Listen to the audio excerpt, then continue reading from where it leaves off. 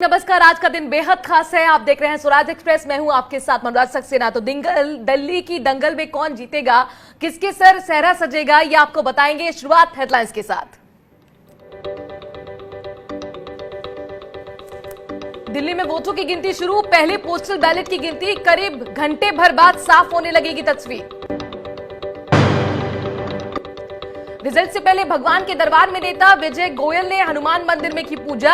आम आदमी पार्टी के नेताओं ने भी की पूजा अर्चना।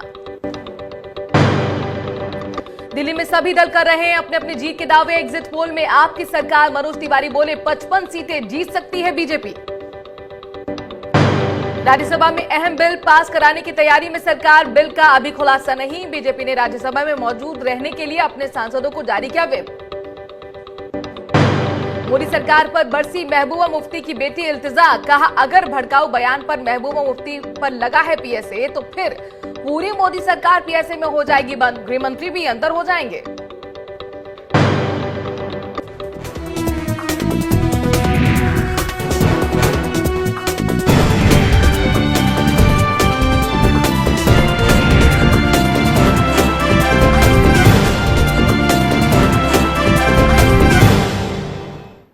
तो दिल्ली के दंगल में कौन जीतेगा? दिल्ली की सभी, आपको बता दें, 70 सीटों पर वोटों की गिनती शुरू हो गई है। सबसे पहले पोस्टल बैलेट से गिनती हो रही है।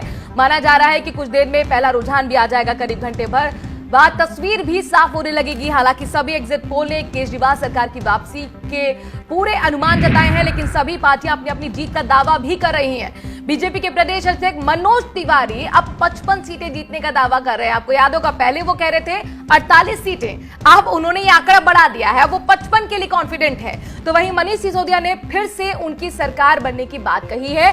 नतीजों से पहले नेताओं के पूजा अर्चना का सिलसिला भी शुरू हो चुका है। बीजेपी के नेता विजय गोयल आज सुबह सुबह हनुमान मंदिर पहुंचे और आम आदमी पार्टी के नेता भी पूजा अर्चना कर रहे हैं। विजय गोयल कह रहे हैं कि हर मंगलवार को मैं हनुमान की पूजा अर्चना करता हूं, मुझे दूसरों को नहीं पता। साथ ही वो ये भी कह रहे हैं कि मैं यही चाहता हूं कि हमें आशीर्वाद हनुमान जी का मिले कि हम एक बार फिर जीतें और जो 22 साल का बनवास है बीजेपी का, वो खत्म होगा या नहीं, ये अपने आप में बड़ा सवाल। लेकिन चूंकि अगर आप एग्जिट पोल की बात करेंगे तो एग्जिट पोल में बीजेपी की वापसी के आसार बिल्कुल नहीं है। एक भी एग्जिट पोल ये नहीं बताता कि बीजेपी के आसार है, बल्कि सारे के सारे एग्जिट पोल जो है वो दावा कर रहे हैं कि वापसी जो है अरविंद केजरीवाल की एक लहर चल रही है। अब वाकई वो लहर चलेगी या नहीं चलेगी, ये धीरे धीरे तस्वीर साफ होने जा रही है। क्योंकि आज दिल्ली के दिल में क्या है, ये ईवीएम के पिटारे से खुलने जा रहा है। हालांकि ईवीएम को लेकर भी कई, आपने देखा, आरोप प्रत्यारोप शुरू हो गए थे। लगातार संजय सिंह कहते रहे कि भाई कुछ ना कुछ दाल में काला है, कुछ ना कुछ गड़बड़ है, और जगराता होता रहा आपके कार्यकर्ताओं की तरफ से, जहां पर जो स्ट्रांग रूम जहां पर ईवीएम रखी जाती है, निगरानी वहां पर आपके कार्यकर्ताओं की तरफ से की गई थी। लेकिन इन सब के बीच में बीजेपी लगातार दावा कर रही है कि वो सत्ता में वापसी करने जा रही है। आपको याद होगा, अमित शाह लगातार रोड शो करते रहे। 56 रोड शो उन्होंने किए। प्रधानमंत्री नरेंद्र मोदी ने 2 रैलियां की और इन सब के बीच में 200 सांसदों की, यानी पूरी एक फौज कह सकते हैं, मुख्यमंत्रियों की, मंत्रियों की बीजेपी ने उतार दी। लेकिन क्या केजरीवाल के आगे धराशायी हो जाएंगे? ये अपने आप में बहुत बड़ा सवाल है। और रुझान आना कुछ ही देर में शुरू हो जाएगा। आपको बता दें कि 8:15 बजे के लगभग पहला रुझान आएगा। सबसे पहले जो है पोस्टल बैलेट की गिनती शुरू होती है। तो अपने दर्शकों को लगातार अपडेट हम करते रहेंगे। हमारे साथ खास पैनल है, विश्लेषक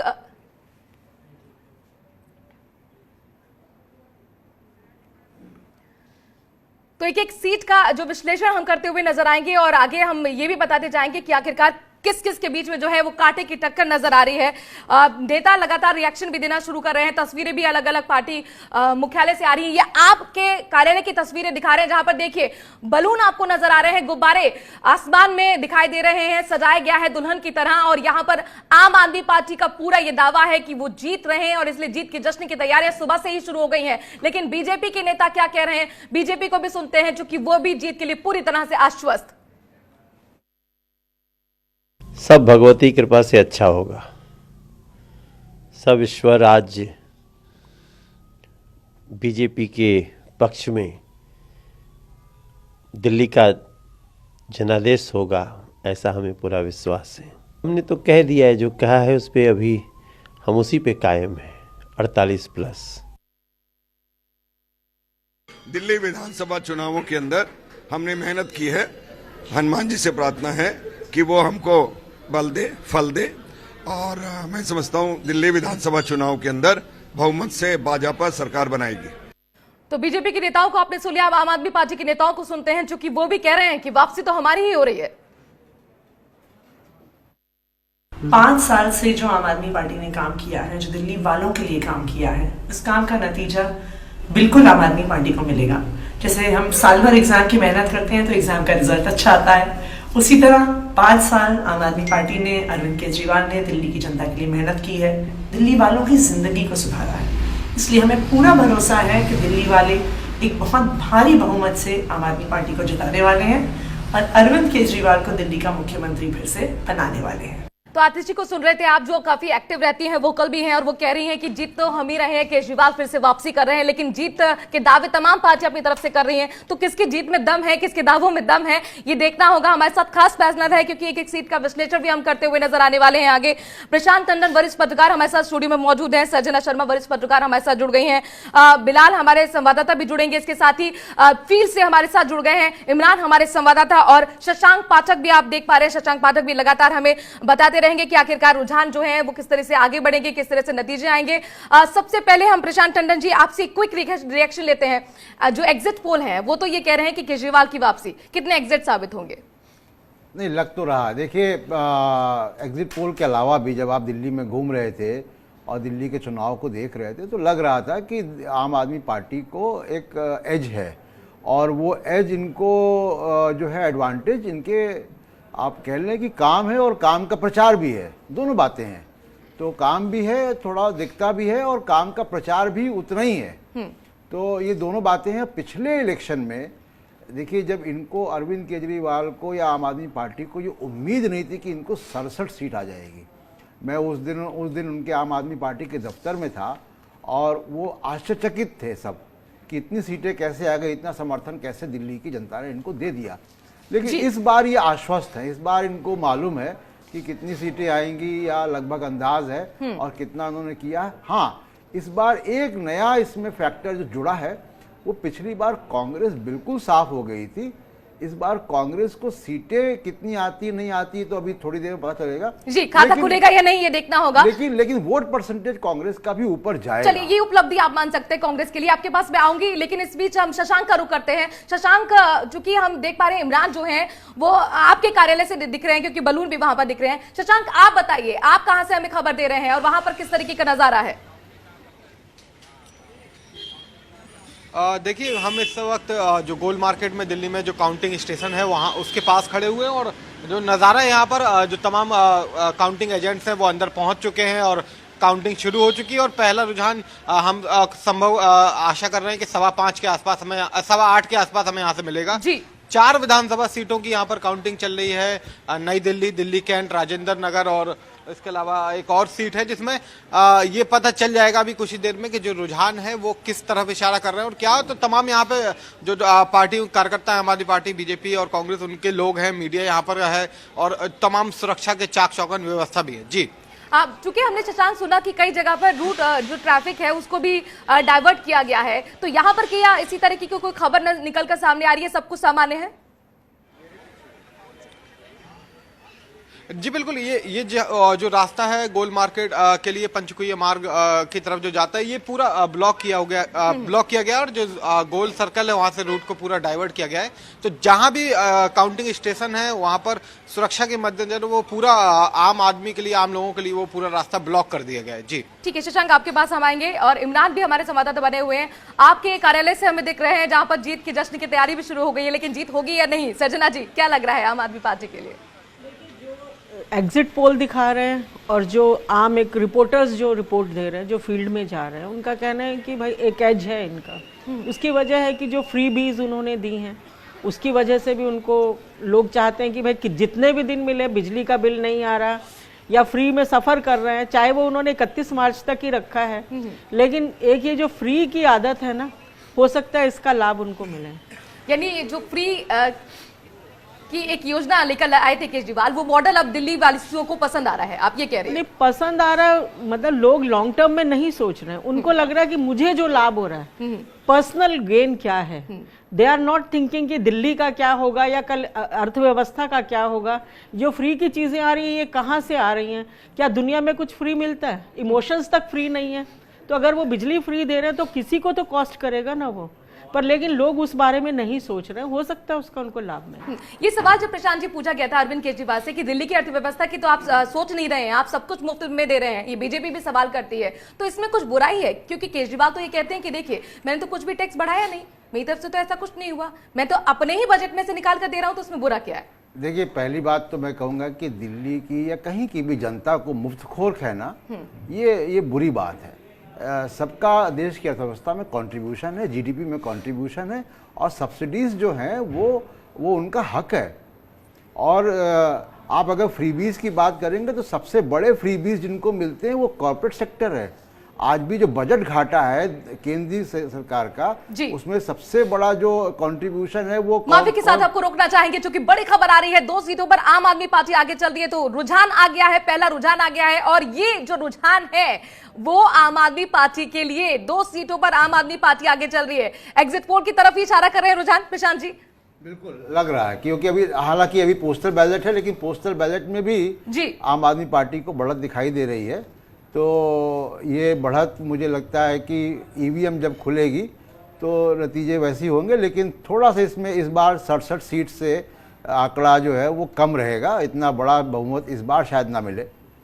और ये भी कहा जाता है कि जिसकी दिन की शुरुआत अच्छी होती है, पहला रुझान जिसकी तरफ जाता है, कहीं ना कहीं उसके लिए अच्छी खबर सामने आती है। तो आपको बता दें कि 2 सीटों पर आम आदमी पार्टी आगे चल रही है, पहला रुझान आ गया है, और बीजेपी 1 सीट पर आगे चल रही है। बीजेपी भी 1 सीट पर आगे चल रही है। हमारे साथ बिलाल हमारे संवाददाता भी जुड़ गए हैं जो कि स्टूडियो में मौजूद है और लगातार एक सीट का विश्लेषण भी करते हुए दिखाई नजर आने वाले हैं। लेकिन यहां पर अपने दर्शकों को बता दें कि इमरान जो है वो आम आदमी पार्टी के कार्यालय से जुड़े हुए 8 सीटों पर आम आदमी पार्टी आगे। इमरान, अच्छी खबर, कार्यकर्ता क्या कह रहे हैं? क्या वहां पर मौजूदगी कार्यकर्ताओं की दिख रही है? कोई बड़े नेता वहां पर पहुंचना शुरू हो चुके हैं? चूंकि खबर यह थी कि 9 बजे अरविंद केजरीवाल भी पार्टी कार्यालय में पहुंच जाएंगे। जी बिल्कुल ऐसी खबर है, लेकिन ऐसा बताया जा रहा है कि 10 बजे के बाद अरविंद केजरीवाल यहां पे आ सकते हैं। लेकिन जो पहला रुझान सामने आया है, जो पोस्टल बैलेट की काउंटिंग हुई है, जिसमें आम आदमी पार्टी को बढ़त देखने को मिल रही है। आम आदमी पार्टी को अंदाज़ा ही कुछ ऐसा है कि वो प्रचंड बहुमत से सरकार बनाएगी। इसी वजह से आम आदमी पार्टी के पूरे कार्यालय को सजा दिया गया है बैलून से। अब चारों तरफ स्पीकर्स लगा दिए गए हैं, पूरे जश्न की तैयारी है पार्टी कार्यालय में। अगर हम तस्वीरें दिखाएं तो आप देखिए पार्टी कार्यालय के चारों तरफ जो है बैलून्स लगा दिए गए हैं, पूरे पार्टी कार्यालय को गुब्बारे से सजा दिया गया है। और ऊपर की वो तस्वीर जहां लोग खड़े हुए दिख रहे हैं, वहीं से मुख्यमंत्री अरविंद केजरीवाल जो है लोगों को एड्रेस करेंगे। वो आएंगे और वहीं से एड्रेस करेंगे। वो जगह पे ऊपर बना दी गई है, हालांकि पिछली बार वो नीचे से एड्रेस किए थे, लेकिन अब इस बार वहाँ से एड्रेस करेंगे। और ये चारों तरफ जो है आपको जश्न का माहौल दिख रहा होगा। वो पार्टी कार्यकर्ता जो है वो देखिए टोपी लगाए हुए हैं, नारेबाजी कर रहे हैं। जश्न का एक तरह से पूरी तरह से माहौल देखने को मिल रहा है पार्टी कार्यालय के अंदर। मुख्यमंत्री अरविंद केजरीवाल यहाँ पर कार्यकर्ताओं को एड्रेस भी करेंगे। कितने बजे एड्रेस करने का उनका कार्यक्रम है?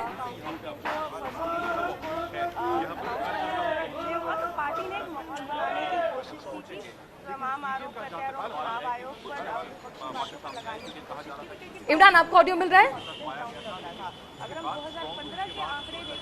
जी इमरान, आपसे जानना चाहेंगे, आप कह रहे हैं कि मुख्यमंत्री अरविंद केजरीवाल 9 बजे आएंगे, एड्रेस करने का भी उनका कार्यक्रम है। मैं समय जानना चाह रही हूँ, कितने बजे वो कार्यकर्ताओं को संबोधित करेंगे?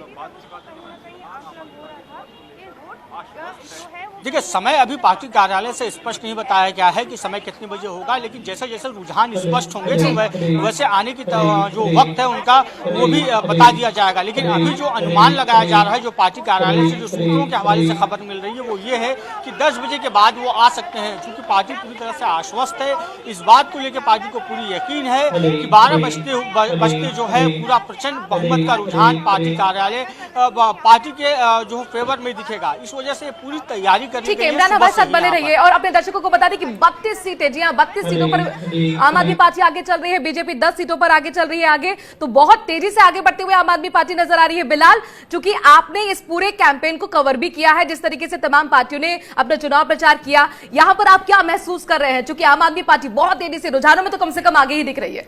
देखिए, एक्सपेक्टेड था। आम आदमी पार्टी ने अपनी राजनीति को जिस मॉडल को पेश किया है दिल्ली में, उसके बारे में ये एक्सपेक्टेड था और लोगों का यहाँ माइंडसेट बन चुका था। विकास का जो भार पिछली सरकारों में ये गरीब जनता पर जो पड़ा था, वो अरविंद केजरीवाल ने अपनी सरकार के अंदर विकास और गरीब पर महंगाई का भार ना पड़े और सुविधाओं का भार ना पड़े, उनको एक संतुलन पैदा करने की कोशिश की। उसने यहाँ पर विकास भी किया है, उसने शिक्षा के क्षेत्र में विकास भी किया है, उसने अच्छे स्कूल मॉडल्स बनाए हैं, साथ ही साथ उसने बिजली पानी की व्यवस्था लोगों को देकर उसमें छूट देकर जो गरीब जनता पर जो बोझ पड़ा करता था, जो पिछली सरकारों में विकास के नाम पर इग्नोर हो गया था, उसमें एक संतुलन पैदा करने की कोशिश की है। यही वजह है कि अरविंद केजरीवाल का मॉडल दिल्ली के अंदर स्वीकार्य हुआ और जो एग्जिट पोल आए हैं उसमें उनको सबसे ज़्यादा सीटें देने का अनुमान है। तो मेरे को लगता है अरविंद केजरीवाल ने एक तरफ जो विकास किया, साथ ही साथ जो गरीब जनता का जो भाव था उसे समझने की कोशिश की और उसमें संतुलन पैदा करने की कोशिश की। मतलब निकाला जाए कि तो जो काम उसकी था, वजह से जो शिक्षा थी या स्वास्थ्य था, वो राष्ट्रवाद पर भारी पड़ गया। बिल्कुल। और दूसरी एक सबसे महत्वपूर्ण बात जो इस वक्त हम कह सकते हैं कि ये जो हमारी गिनती अभी जो सीटें आ रही हैं, ये पोस्टल बैलेट हैं। पोस्टल बैलेट आम लोगों के कम होते हैं, ज़्यादातर ये बैलेट होते हैं गवर्नमेंट एम्प्लॉयज़ के और सिक्योरिटी फोर्सेस के, जो दिल्ली के बाहर होते हैं, उनको सुविधा होती है, वो भेजते हैं। और बीजेपी ने पूरा चुनाव ये CAA के रेफरेंडम पे लड़ा है। एक साफ रुझान ये दिख रहा है इस बैलेट पेपर से कि सरकारी कर्मचारी और सिक्योरिटी फोर्सेस के लोग भी CAA के मामले पर बीजेपी के साथ नहीं हैं और वो आम आदमी पार्टी को ही समर्थन दे रहे हैं या बीजेपी के खिलाफ वोट कर रहे हैं। तो ये बीजेपी के लिए एक बड़ी लर्निंग है अगर वो इसका संदेश को ले पाएं कि गवर्नमेंट एम्प्लॉयज़ और सिक्योरिटी फोर्सेस के लोग भी CAA के मामले पर, नागरिकता कानून के मामले पर बीजेपी के साथ नहीं दिखाई दे रहे हैं। तो नागरिकता कानून का भी एक तरह से जनमत संग्रह कह रहे हैं यहाँ पर। सर्जना जी, आप इस बात से सहमत रखती हैं? नहीं, मैं sorry to disagree with Prashant ji. CAA पर नहीं, दिल्ली का जो चुनाव है वो देखिए साफ तौर से लोकल मुद्दों पर लड़ा जा रहा है, स्थानीय मुद्दों पर। अनफॉर्चुनेटली मुझे ये कहने में कोई गुरेज नहीं कि 15 साल से बीजेपी MCD में है और MCD में काम नहीं हुए, ये भी एक बात है। और दिल्ली की जो जनता है वो MCD से त्रस्त है।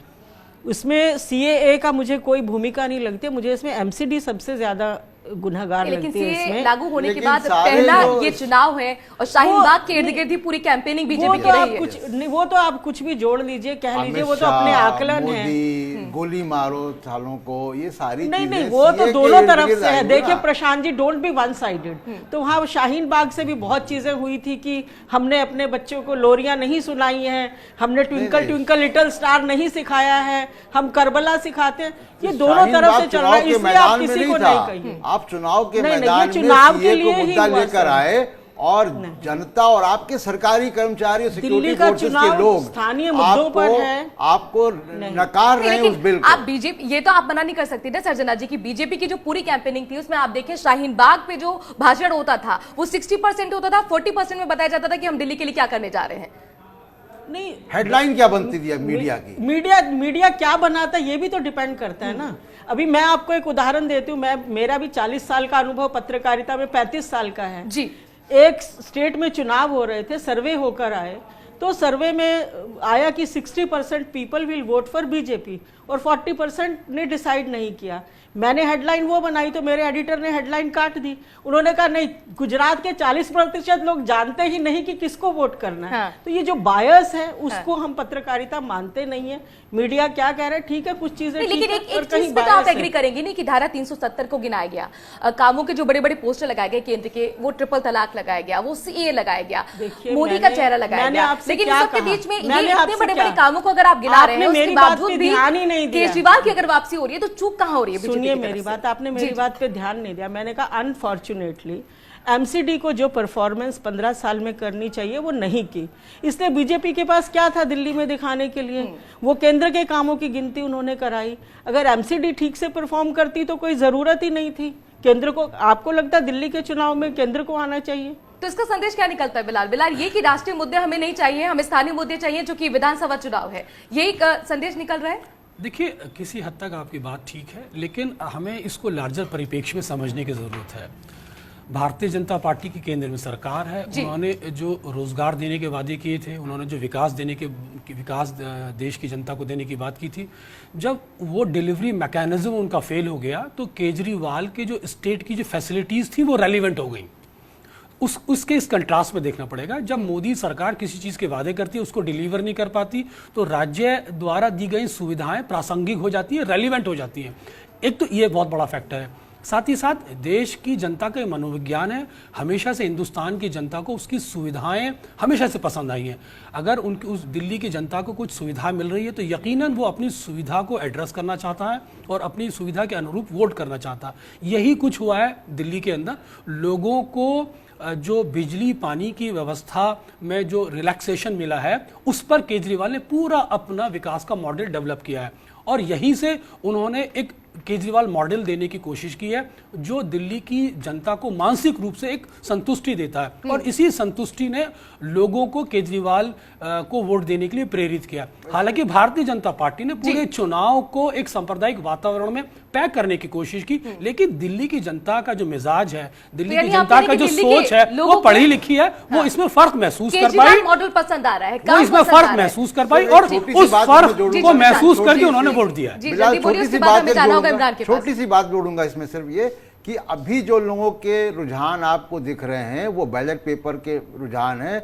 ये लोग दिल्ली में नहीं रहते हैं, या तो ये मीडिया की खबरें पढ़ते हैं दिल्ली के बारे में या अपने रिश्तेदारों से, दोस्तों से बात करते हैं।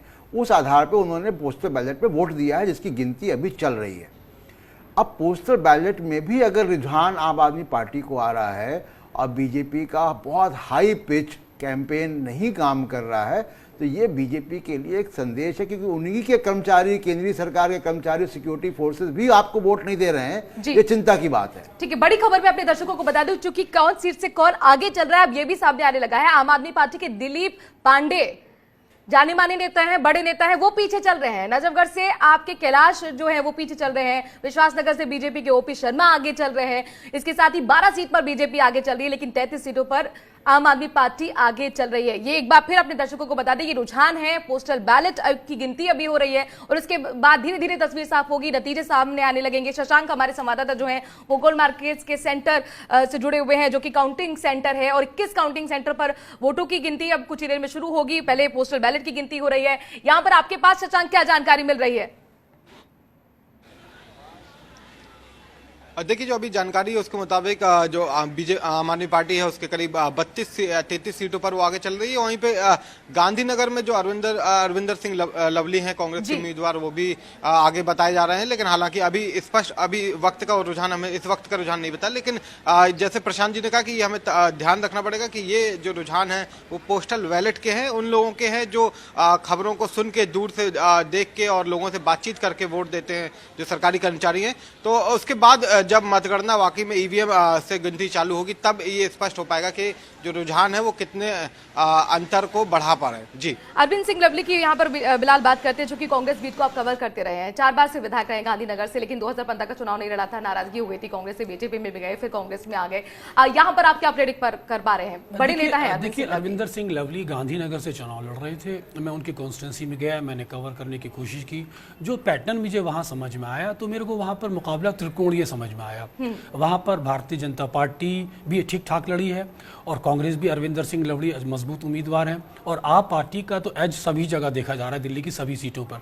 तो अरविंदर सिंह लवली की सीट पर मुझे त्रिकोणीय मुकाबला नज़र आता है। अब ओवरऑल ये देखना पड़ेगा रिजल्ट आने के बाद कि ये रुख किधर होता है। लेकिन मैं यहाँ एक बात कहना चाहता हूँ कि भारतीय जनता पार्टी ने जिस तरह से इस पूरे चुनावी दंगल को एक सांप्रदायिक एक रूप देने की कोशिश की, ये अमित शाह और मोदी की स्ट्रेटेजी का हिस्सा था और भारतीय जनता पार्टी अपनी इस पिच पर खेलना चाहती थी। लेकिन अरविंद केजरीवाल ने इसको पूरी तरह एंटायर बाईपास करके उन्होंने विकास के मुद्दों पर पैटर्न चुनाव लड़ा। अगर अरविंद केजरीवाल इस पर ट्रैप हो जाते तो शायद उनके लिए बहुत मुश्किल होता। बहुत बड़ी बात कही बिलाल, मैं यही इसी पर आना चाह रही थी। प्रशांत जी, देखिए, ये प्रधानमंत्री नरेंद्र मोदी के लिए कहा जाता है कि वो अपनी गोटियां फिट कर देते हैं और उस पे पिच पर दूसरे जो विरोधी हैं उनको खिलवाते हैं। यही स्ट्रेटेजी क्या अरविंद केजरीवाल ने यहाँ पर पूरी तरह से निभाई है, क्योंकि वो सीधे अटैक प्रधानमंत्री पर कर ही नहीं रहते, वो विक्टिम कार्ड खेल रहे थे। बिल्कुल। एक तो बीजेपी की देखिए कई सारी यहाँ पे स्ट्रेटेजिक गलतियां हुई, उन्होंने सीएम कैंडिडेट नहीं दिया। मेरी कई बीजेपी के नेताओं से बात हुई, वो कहते हैं कि अगर वो हर्षवर्धन को आगे करते तो बीजेपी अच्छा करती। मनोज तिवारी का कार्यकर्ताओं से डिस्कनेक्ट है, ये बीजेपी के नेता प्राइवेट बातचीत में कहते हैं। तो एक तो ये स्ट्रेटेजिक मिस्टेक बीजेपी के लिए, उन्होंने सीएम कैंडिडेट नहीं दिया। दूसरे कि उन्होंने पूरा चुनाव, जैसा मैंने पहले कहा कि उन्होंने पूरा चुनाव CAA पे लड़ दिया, अपने मैनिफेस्टो पे नहीं लड़ा, और दिल्ली का लोकल चुनाव है। और दूसरा कि बीजेपी ने जिस तरीके से अरविंद केजरीवाल को काम नहीं करने दिया लेफ्टिनेंट गवर्नर के सहारे शुरू के 3 साल, हैरेसमेंट रहा, मीडिया की खबरें हुई, तकरार हुई, उसका विक्टिमहुड का फायदा भी अरविंद केजरीवाल को मिलता हुआ दिख रहा है। एक और बहुत इंपॉर्टेंट बात कह के मैं अपनी बात अभी खत्म करता हूं कि झारखंड में नरेंद्र मोदी गए और उन्होंने CAA पर ही चुनाव लड़ा। वहाँ पे कपड़ों से पहचानने का उन्होंने बयान दिया कि प्रदर्शनों में आप कपड़ों से पहचान सकते हैं कि कौन। सबसे पहला बयान यही था CAA को लेकर। जी, लेकिन झारखंड की जनता ने कपड़ों से पहचान लिया इनको और चुनाव हरा दिया। अपनी सरकार उनकी वहाँ पे चली गई। जब एक संदेश आपको झारखंड में मिल गया था, उसके बाद दिल्ली में भी आपने वही कार्ड खेल लिया। ये बड़ा आश्चर्यजनक है बीजेपी। यानी प्रशांत जी, आप ये कह रहे हैं शाहीन बाग का करंट लगेगा बीजेपी को, क्या आप सहमत है ये सर्जना जी? शाहीन बाग का करंट किसको लगने वाला है? देखिए, Shaheen Bagh is a proxy war. आप कितना भी कहें कि जी अरविंद केजरीवाल जी ट्रैप में नहीं फंसे, आए नहीं, कांग्रेस और अरविंद केजरीवाल जी ने प्रॉक्सी वार लड़ी है शाहीन बाग के जरिए। ऐसा नहीं हो सकता। और अच्छा, पहले आप लगातार प्रोवोक करते रहे अरविंद केजरीवाल पे, शाहीन बाग के लिए जाएं वो कहते रहे, लेकिन अरविंद केजरीवाल ने, आपने देखिए, बहुत नहीं, अमित शाह ने कहा क्या? उन्होंने कहा, अरविंद जी ने कहा कि अमित शाह इनको उठाते क्यों नहीं है यहाँ से। ये उन्होंने बोला। नहीं, ये बहुत देर बाद उनका बयान आया है। अरविंद केजरीवाल से लगातार पूछा जा रहा था अमित शाह की तरफ से कि आप वहां क्यों नहीं जा रहे हैं, तो उस पर चुप्पी साधी थी और बहुत नपे तुले शब्दों में उन्होंने बाद में कहा थी अमानतुल्लाह उन्हीं के हैं। भाई आपके लिए कोई वो लगातार अपने कामों को गिनाते रहे, वो ये कहते थे कि हमें अपने कामों पर भरोसा है, आप हमें कामों पर वोट कीजिए। शाहीन बाग कहाँ आता है? ओखला कॉन्स्टिट्यूएंसी में जी। ओखला से कौन MLA है? अमानतुल्लाह खान है। उनको वहां किसने बिठाया? अमानतुल्लाह खान ने बिठाया। सबसे पहले दंगे किसने शुरू किए? अमानतुल्लाह जी की कॉन्स्टिट्यूएंसी से शुरू हुए। तो ये प्रॉक्सी वार चल रही थी। एक तरफ केजरीवाल जी कहते हैं, एक मिनट रुकिए, हाँ जनता मानेगी, हम तो जनता ही, जनता जनार्दन है। एक तरफ केजरीवाल जी कहते हैं मुझे काम नहीं करने देते, और स्लोगन लेके आए अच्छे बीते 5 साल के साथ रुकना चाहेंगे। इस वक्त बड़ी खबर आ रही है ये कि पोस्टल बैलेट में आपको बहुमत मिलता हुआ दिखाई दे रहा है। इस वक्त की बड़ी खबर, दिल्ली के सभी 70 विधानसभा सीटों पर काउंटिंग शुरू हो चुकी है, पोस्टल बैलेट की गिनती, और उसमें आपको बहुमत 36 सीटों पर आम आदमी पार्टी आगे। नजफगढ़ से आपके कैलाश गहलोत पीछे चल रहे हैं, विश्वासनगर से बीजेपी के OP शर्मा आगे चल रहे हैं, इसके साथ ही बीजेपी 12 सीटों पर आगे चल रही है। इमरान हमारे संवाददाता आम आदमी पार्टी के कार्यालय से जुड़े हुए हैं, इंतजार मुख्यमंत्री केजरीवाल के आने का हो रहा है। तमाम कार्यकर्ता जो है वो रात भर जगते रहे, वहां पहुंचते रहे, तैयारियां भी शुरू हो चुकी हैं, लड्डू भी बनना शुरू हो गए। कुछ देर में तस्वीरें भी आपको दिखाएंगे। सुबह सुबह तमाम जो नेता थे वो पूजा अर्चना करने के लिए मंदिर भी पहुंचे थे, आशीर्वाद लेने के लिए। लेकिन मंगल जो आज का दिन है, नोट कर लीजिए, उसमें मंगल किसका होने जा रहा है ये देखना होगा। हमारे साथ हमारे संवाददाता शशांक जुड़े हुए हैं और वो गोल मार्केट से जुड़े हुए हैं। काउंटिंग सेंटर 21 काउंटिंग सेंटर है, जिसमें गोल मार्केट भी एक काउंटिंग सेंटर है। यहां पर अगर हम नई दिल्ली के इलाके की बात करते हैं शशांक, 10 सीटें, एग्जिट पोल तो ये कहती है क्लीन स्वीप है आम आदमी पार्टी के खाते में। चूंकि नई दिल्ली से अरविंद केजरीवाल भी लड़ रहे हैं और तीसरी बार वो लड़ रहे हैं, हैट्रिक बनाएंगे या नहीं, आपने क्या महसूस किया वहां पर? देखिए, अरविंद केजरीवाल या हम जब दिल्ली का चुनाव होता है तो नई दिल्ली जो है मुख्यमंत्री की सीट होती है, जो मौजूदा मुख्यमंत्री होता है वहां से चुनाव लड़ता है और जीतता है अमूमन। और ये अरविंद केजरीवाल के लिए तीसरा मौका होगा। और जिस तरह से पूरा हम एग्जिट पोल जो तमाम आए हैं और उनका अगर हम चुनाव प्रचार देखें और जो आम लोगों से हमने बात की है, तो उससे तो ये समझ में आता है कि कहीं ना कहीं अरविंद केजरीवाल हैट्रिक करेंगे यहाँ पर और तीसरी बार भी चुनाव लड़ेंगे। और क्योंकि अरविंद केजरीवाल के चेहरे पर ये पूरा चुनाव आम आदमी पार्टी ने लड़ा है, जो उनके मुद्दे रहे, उसके अलावा केजरीवाल लगे रहो केजरीवाल के नाम से उन्होंने चुनाव भी लड़ा है, इसलिए उनका जीतना काफी जरूरी भी है। और वो जो जिस तरह से रुझान और जिस तरह से आम लोगों का जो कहना है, उस हिसाब से उनकी जीत तो यहाँ से कम तय मानी जानी चाहिए। जी ठीक है, हम इमरान के पास चलते हैं। इमरान, ये अच्छी खबर निकल कर आई है, पोस्टल बैलेट में बहुमत हो गया है आम आदमी पार्टी के लिए। जी बिल्कुल, देखिए आम आदमी पार्टी का तो दावा ही यही था कि पूर्ण प्रचंड बहुमत से उसकी सरकार आएगी। पूर्ण बहुमत ही नहीं, प्रचंड बहुमत का इस्तेमाल आम आदमी पार्टी बार बार कर रही थी और आम आदमी पार्टी के सभी नेताओं को ये पूर्ण यकीन था, पूरी तरह से यकीन था कि उनकी सरकार जो है बहुत ज़्यादा प्रचंड बहुमत से बनेगी। तो जो आदमी पार्टी के स्टेटमेंट थे वो हैरानी वाले नहीं है। जो रुझान आ रहे हैं, आम आदमी पार्टी ऐसा मान रही थी कि ऐसा होगा, क्योंकि आज मंगल का दिन है। और याद करिए कि कुछ दिनों पहले मनोज तिवारी ने ये स्टेटमेंट दिया था कि मंगल के दिन नतीजे आ रहे हैं और बीजेपी के लिए ये मंगल होगा। लेकिन बीजेपी के सारे दावे, बीजेपी के सारे स्टेटमेंट और सारे फैसले जो मैनिफेस्टो से अपने हट के चला रही थी पूरे चुनावी प्रचार में, वो रुझानों में फेल होती हुई दिख रही है। तो ऐसे में आम आदमी पार्टी ने जो राजनीति पेश की है, बार बार तमाम तरीके की बातें जो है वो आप संभाल के रख लीजिएगा। 48 सीटें बहुमत हम ले रहे हैं, हम स्पष्ट बहुमत के साथ सरकार बनाने जा रहे हैं। प्रशांत हमारे संवाददाता जुड़ गए हैं बीजेपी हेडक्वार्टर से। यहां पर आम आदमी पार्टी के लिए अच्छी खबर निकल गई है, पैलेट जो पोस्टल बैलेट है उसमें बहुमत मिल गया है आम आदमी पार्टी को। बीजेपी के कार्यालय का किस तरीके का नजारा है प्रशांत, क्योंकि मनोज तिवारी काफी कॉन्फिडेंट नजर आ रहे थे, सुबह सुबह वो इसी बात को दोहरा रहे थे।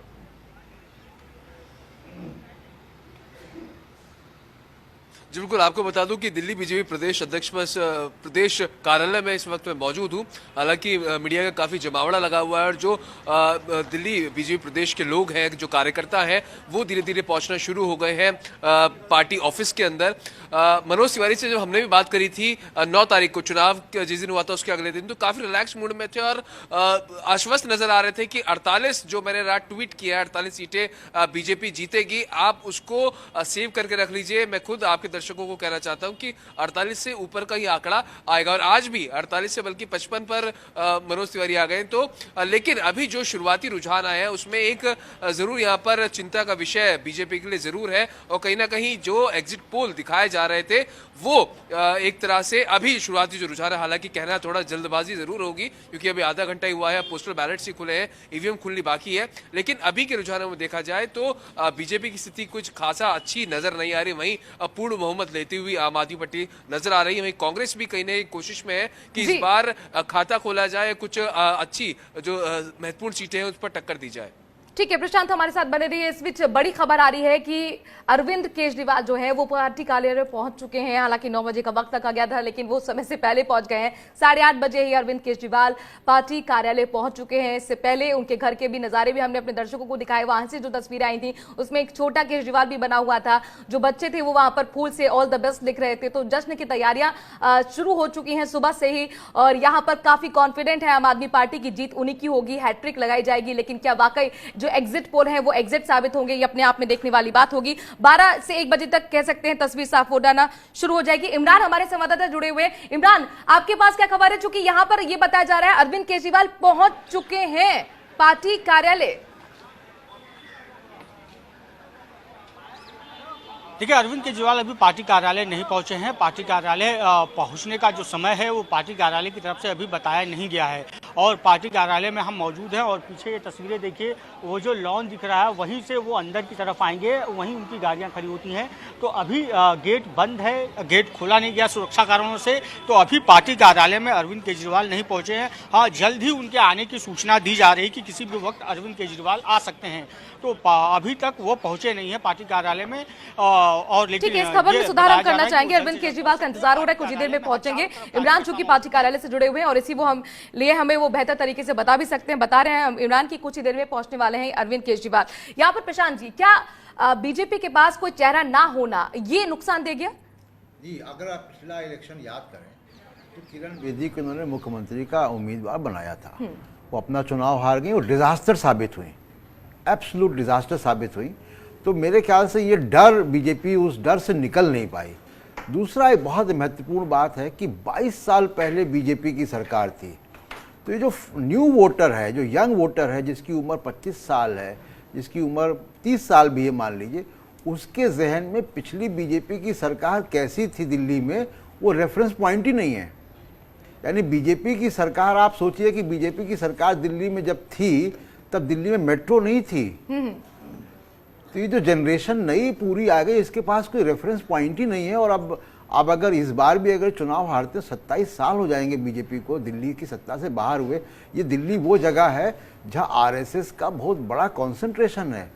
दिल्ली के हर पार्क में इनकी शाखाएं लगती हैं, इनकी बहुत मजबूत, और मदन लाल खुराना के ज़माने से दिल्ली में बीजेपी में बहुत काम हुआ है। दिल्ली की में इनका पूरा मीडिया, आपके जो बाकी मीडिया के साथी उनका दिल्ली में पहुंच जाता है, जो कि जिसको कि गोदी मीडिया कहा जाता है। तो वो लेकिन उसका इसके बावजूद कोई भी देखिए असर- आप 200 सांसदों को यहाँ पर कैंपेनिंग में उतारा गया कैंपेनिंग बीजेपी की उतारा, तरफ से, और मुख्यमंत्री आए, माइक्रो मैनेजमेंट यहाँ पर संभालते हुए नजर आए हैं अमित शाह। वो घर घर जाकर पर्चे बांटते हुए नजर आए हैं। ऐसा पहले कभी नहीं हुआ कि गृह मंत्री इस तरीके से कैंपेनिंग करे। 56 रोड शो अमित शाह ने की है, 2 बड़ी रैली प्रधानमंत्री नरेंद्र मोदी ने की है, तमाम मुख्यमंत्रियों को रैली के लिए निकाला गया। योगी आदित्यनाथ ने भी धुआंधार रैलियां की। बिरयानी जैसे बयान के लिए खैर वो फेमस रहते हैं, लेकिन भाषा के स्तर पर अलग बहस हो सकती है। यहाँ पर सर्जना जी आप ये क्या देख पा रही हैं, कहाँ ये जो आज नतीजे आने जा रहे हैं ये क्या हमें संदेश देने वाले हैं? क्योंकि दिल्ली भले ही एक छोटा राज्य हो, लेकिन जो हार का सिलसिला यहाँ पर बीजेपी के लिए शुरू हुआ है आफ्टर लोकसभा इलेक्शन, क्या वो टूटेगा? क्या यही एक डर था कि वो टूटे और इसीलिए तमाम जो बीजेपी के कार्यकर्ता थे, बीजेपी के बड़े नेता थे, वो घर घर जाकर प्रचार कर रहे थे? देखिए, गढ़ तो दिल्ली बीजेपी का है ही नहीं, पिछले 22 साल से सत्ता से बाहर है।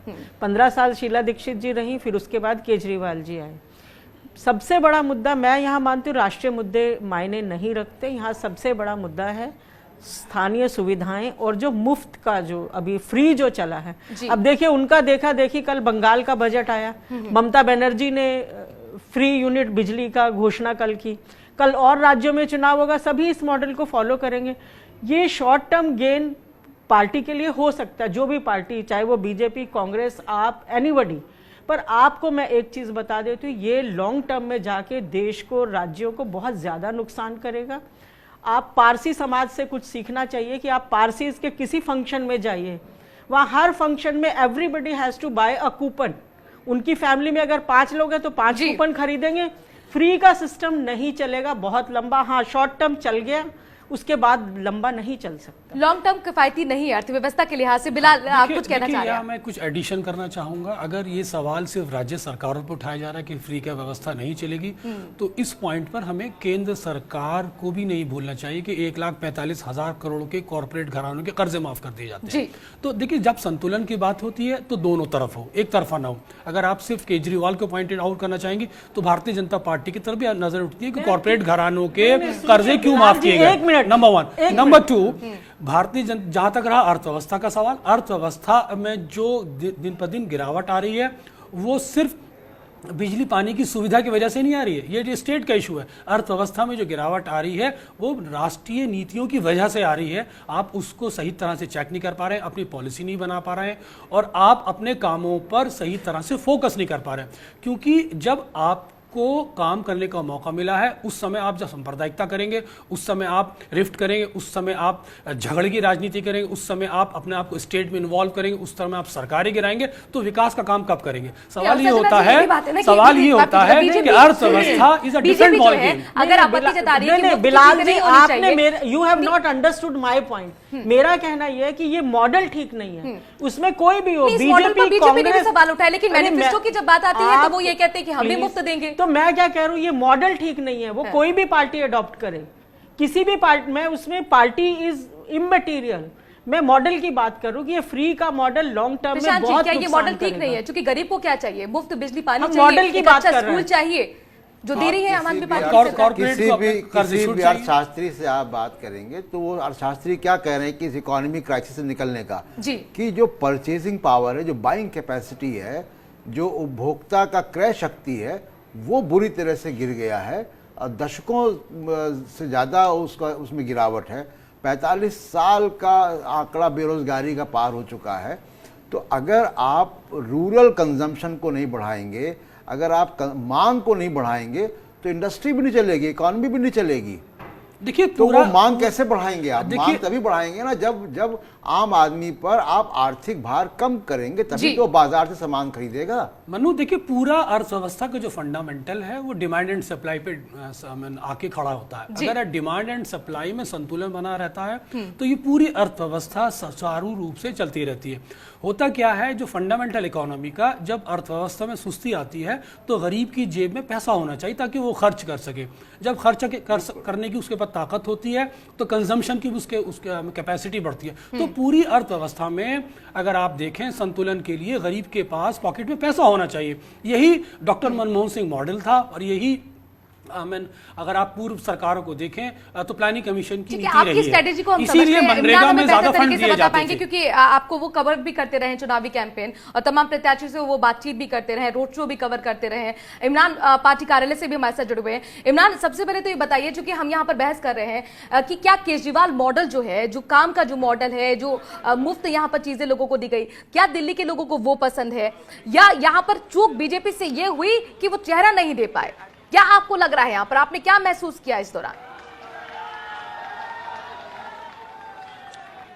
देखिए, दोनों चीज़ें हैं। जब हम लोग चुनाव प्रचार के दौरान गलियों मोहल्लों में जाते थे, जनता से रूबरू होते थे, बात करते थे, तो दोनों चीज़ों का आभास होता था। पहला, बीजेपी के पास कोई बड़ा चेहरा नहीं था, जिससे उसका बहुत बड़ा लॉस हुआ है कि वो केजरीवाल के मुकाबले किसी को उतार नहीं पाई। दूसरी बात यह है कि अरविंद केजरीवाल ने जो रोल मॉडल अपना पेश किया था, अरविंद केजरीवाल ने जो मैनिफेस्टो जारी किया था और जो अपना नया पॉलिटिकल हथियार टूल पेश किया था, एक नए तरीके से बार बार वो विकास की बात कर रहे थे, बार बार शिक्षा स्वास्थ्य की बात कर रहे थे, बार बार बिजली पानी की बात कर रहे थे। ये आम जनता को छू रही थी बार बार ये बातें। द्वारका और संगम बिहार के इलाकों में जब हम गए तो लोग ये कह रहे थे कि हमारे बच्चों को मुफ्त शिक्षा मिल रही है और अच्छी शिक्षा मिल रही है, वो शिक्षा मिल रही है जो प्राइवेट स्कूलों में मिल रही है। तो जाहिर सी बात है, ये मुद्दे आम आदमी वाले थे तो कर रहे थे। तो कहीं ना कहीं जो एक नया पॉलिटिकल प्लेटफॉर्म आम आदमी पार्टी ने दिया था, वो जनता को टच कर रहे थे और उनके मुकाबले में कोई बड़ा चेहरा न खड़ा होने से भी ये बहुत ज़्यादा मजबूत और स्ट्रॉन्ग था। तो बिजली पानी जैसे मुद्दे, ऐसा नहीं कि मुफ्त से लोग अगर एक तरफ नाराजगी जता रहे थे, तो आम आदमी पार्टी का कहना था कि जनता के टैक्स का पैसा जो है हम उन्हीं को वापस लौटा रहे हैं। तो ये एक नया नैरेटिव सेट कर रहे थे कि आपने हमें टैक्स दिया, पैसा बचा, हमने टैक्स चोरी होने नहीं दिया, हमने टैक्स का मिसयूज नहीं होने दिया, हमने खाया नहीं, आपको लौटा दिया। तो ये जो नैरेटिव सीधे सीधे जनता के माइंडसेट में बैठाया है अरविंद केजरीवाल ने, इसका बहुत बड़ा फायदा पहुंचा है आम आदमी पार्टी को। और जो रुझानों में साफ दिख रहा है अभी, हालांकि ये कुछ देर बाद और ज्यादा स्पष्ट हो जाएगी। बिल्कुल, हिंदुत्व और राष्ट्रवाद पर जो है वो काम भारी पड़ा है। अरविंद केजरीवाल लगातार कहते रहे कि मुझे वोट दीजिए, काम के आधार पर वोट दीजिए, मैंने जो किया है उसको सोचिए, उसको समझिए। इमरान, हमारे संवाददाता बने हुए हैं और खबर ये भी मिल रही है कि जो अरविंद केजरीवाल है निकल चुके हैं अपने घर से, कुछ ही देर में पार्टी कार्यालय पर पहुंचेंगे, जहां पे कार्यकर्ताओं को संबोधित भी उन्हें करना है। तमाम नेताओं का भी पहुंचना शुरू हो चुका है। प्रशांत जी, जिस तरह से एग्जिट पोल जो इशारा कर रहे हैं, अगर वो एग्जिट साबित होते हैं, वो नतीजों में तब्दील होते हैं, तो इसका मतलब क्या है? अमित शाह और प्रधानमंत्री नरेंद्र मोदी को एक टक्कर देने वाला क्या कोई विपक्ष का नेता भी निकल कर सामने आएगा केजरीवाल के रूप में? देखिए नहीं, दिल्ली जो है प्रदेश, उसका एक डेफिनेट कैरेक्टर है और वो फुल स्टेट भी नहीं है। और अरविंद केजरीवाल पिछले मतलब आम आदमी पार्टी कुछ एक्सपेरिमेंट कर चुकी कि पंजाब गए ये, तो वहाँ पे इनको सफलता नहीं मिली। तो मुझे नहीं लगता है कि अरविंद केजरीवाल विपक्ष में कोई बड़ी भूमिका दिल्ली के चुनाव जीतने के बाद निभाएंगे, क्योंकि संसद में भी इनकी संख्या इतनी नहीं है। और उसके अलावा भी वो, लेकिन कम से कम एक ये तो संदेश मिलेगा कि जो बीजेपी लगातार राष्ट्रवाद के मुद्दे पर, हिंदुत्व के मुद्दे पर चुनाव लड़ती थी, वो राष्ट्रवाद का मुद्दा हर जगह नहीं चलेगा। अब कामों के लिए भी आपको बताना पड़ेगा कि आप क्या करने जा रहे हैं। ये एक वाटरशेड मोमेंट है इंडियन डेमोक्रेसी में जी, कि इतनी अभी 6 महीने पहले चुनाव हुए हैं और वो पुलवामा और बालाकोट पर चुनाव हुए हैं। उसके 6 महीने के अंदर अगर ये उलटफेर हो रहा है और दिल्ली के राजधानी की जनता अगर विकास के काम पे या स्कूल के काम पे या स्वास्थ्य के काम पर, या जिसको फ्री भी कहा जा रहा है, सब्सिडीज़ के लिए, सस्ती बिजली के लिए अगर वो वोट दे रहे हैं, शिक्षा बिजली वगैरह के लिए, तो ये एक वाटरशेड मूवमेंट है। ये पूरे देश को इससे नसीहत लेनी चाहिए और मुझे लगता है कि एक नई धारा यहाँ से ज़रूर निकलेगी कि काम के आधार पर वोट दो। दूसरा, बीजेपी नई दिशा आप कह रहे हैं यहाँ से निकलने जा रही है। बिल्कुल बिल्कुल सर्जना जी, राजनीति की एक नई दिशा यहाँ से निकलेगी और वो ये बताएगी कि अब कामों पर बात करना है पार्टियों को। ठीक है, जैसा अभी इन्होंने भी कहा कि आपने कहा कि केजरीवाल एक बहुत बड़े विपक्ष के नेता नहीं हो सकते, क्योंकि पिछले 5 साल में आपने देखा होगा वो जिस राज्य में भी गए वहां पर असफल ही रहे, सफल नहीं हो पाए। दिल्ली में मैं आपसे फिर एक बार कहूंगी, आप जो बार बार चेहरे की बात कर रही है, पिछले चुनाव में किरण बेदी को चेहरा बनाया गया। किरण बेदी चूंकि ना तो पार्टी से थी ना कैडर से थी, तो उसका बहुत ही नुकसान बीजेपी को हुआ। तो उससे भी एक उन्होंने वो लिया। दूसरा, क्योंकि आपस में किसी भी चेहरे को इतने साल में ये तैयार नहीं कर पाए। एक समय था कि मदन लाल खुराना, उनको कोई चुनौती नहीं दे सकता था। फिर साहब सिंह वर्मा जाटों के नेता थे, पंजाबी नेता थे, बिल्कुल। तो एक अच्छा बीजेपी की पकड़ थी। और दिल्ली की डेमोग्राफिकल चेंज हुआ है, कॉस्मो चेंज हुआ है, जनरेशन चेंज हुआ है, उसका बहुत फर्क पड़ा है दिल्ली में। और बीजेपी शायद, मैंने फिर आपसे कहूंगी कि मूल में एमसीडी है।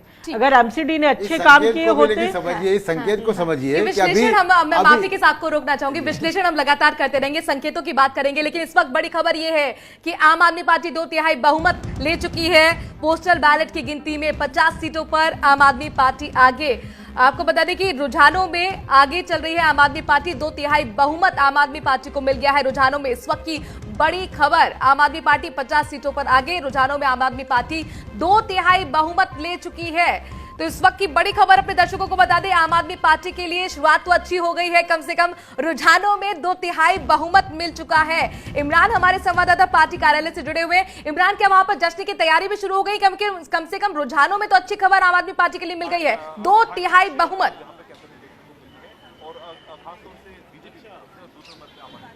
जी बिल्कुल मैम, देखिए जश्न का माहौल तो यहाँ पे सुबह से ही है। कार्यकर्ता जो है पोस्टर्स बैनर्स लिए हुए यहाँ पे खड़े हैं और चारों तरफ से पार्टी कार्यालयों को बैलून से सजा दिया गया है। अगर हम बाहर की तस्वीरें आपको दिखा पाएँ तो देखिए पीछे की तरफ से ये बैलून्स लिए आदमी किस तरह से हवा में उड़ाते हुए गुजर रहे हैं पार्टी कार्यालय में।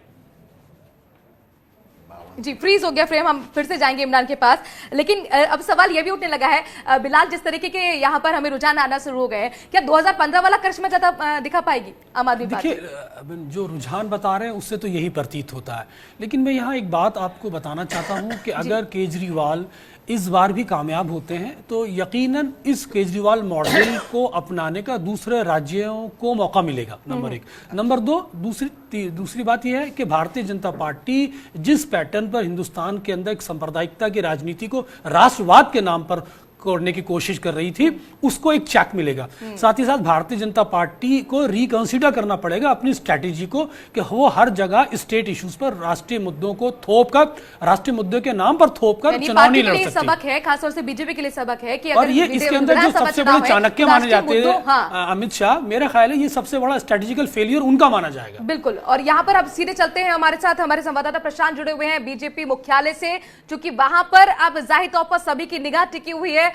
बहुत बड़े बड़े दावे और सवाल ही उठ रहा था कि बीजेपी इतनी कॉन्फिडेंट क्यों दिख रही है? एग्जिट पोल में तो सब कह रहे हैं कि आपकी वापसी है।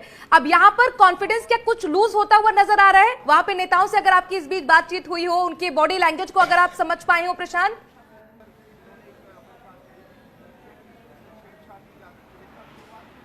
प्रदेश स्तर के कुछ नेता अभी मुख्यालय पर, यहाँ पर जो प्रदेश कार्यालय है वहाँ पर पहुंचे थे, लेकिन वो अभी भी आश्वस्त नजर आ रहे हैं और कहा है कि जो एग्जिट पोल है वो आप देखिएगा कि फेल साबित होंगे और बीजेपी अच्छी खासी संख्या में अपने नंबर्स को लाएगी और सरकार बनाएगी। लेकिन जब ग्राउंड पे हम लोग जब रिपोर्टिंग कर रहे थे, ग्राउंड रिपोर्ट देख रहे थे, तो उसमें कहीं ना कहीं साफ नजर आ रहा था कि जो पढ़ा लिखा वर्ग भी है वो कहीं ना कहीं जो अरविंद केजरीवाल और आम आदमी पार्टी सरकार के द्वारा जो कामकाज किए गए हैं उनसे संतुष्ट नजर आए हैं, ना कि राष्ट्रवाद और जो शाहीन बाग को लेकर जो मुद्दा बनाया गया है बीजेपी की तरफ से उसको लेकर। वहीं दूसरा कारण यह भी माना जा रहा है कि एक अच्छा स्ट्रांग फेस बीजेपी नहीं दे पाई, क्योंकि आपको ध्यान होगा हर्षवर्धन जब उनको बीजेपी का फेस घोषित किया गया था तो अच्छा चुनाव लड़ा गया था, लेकिन किरण बेदी के टाइम में नहीं हुआ। तो हो सकता है कि बीजेपी असमंजस में रही हो कि आखिरकार चुनाव में चेहरे के साथ उतरा जाए या बिना चेहरे के।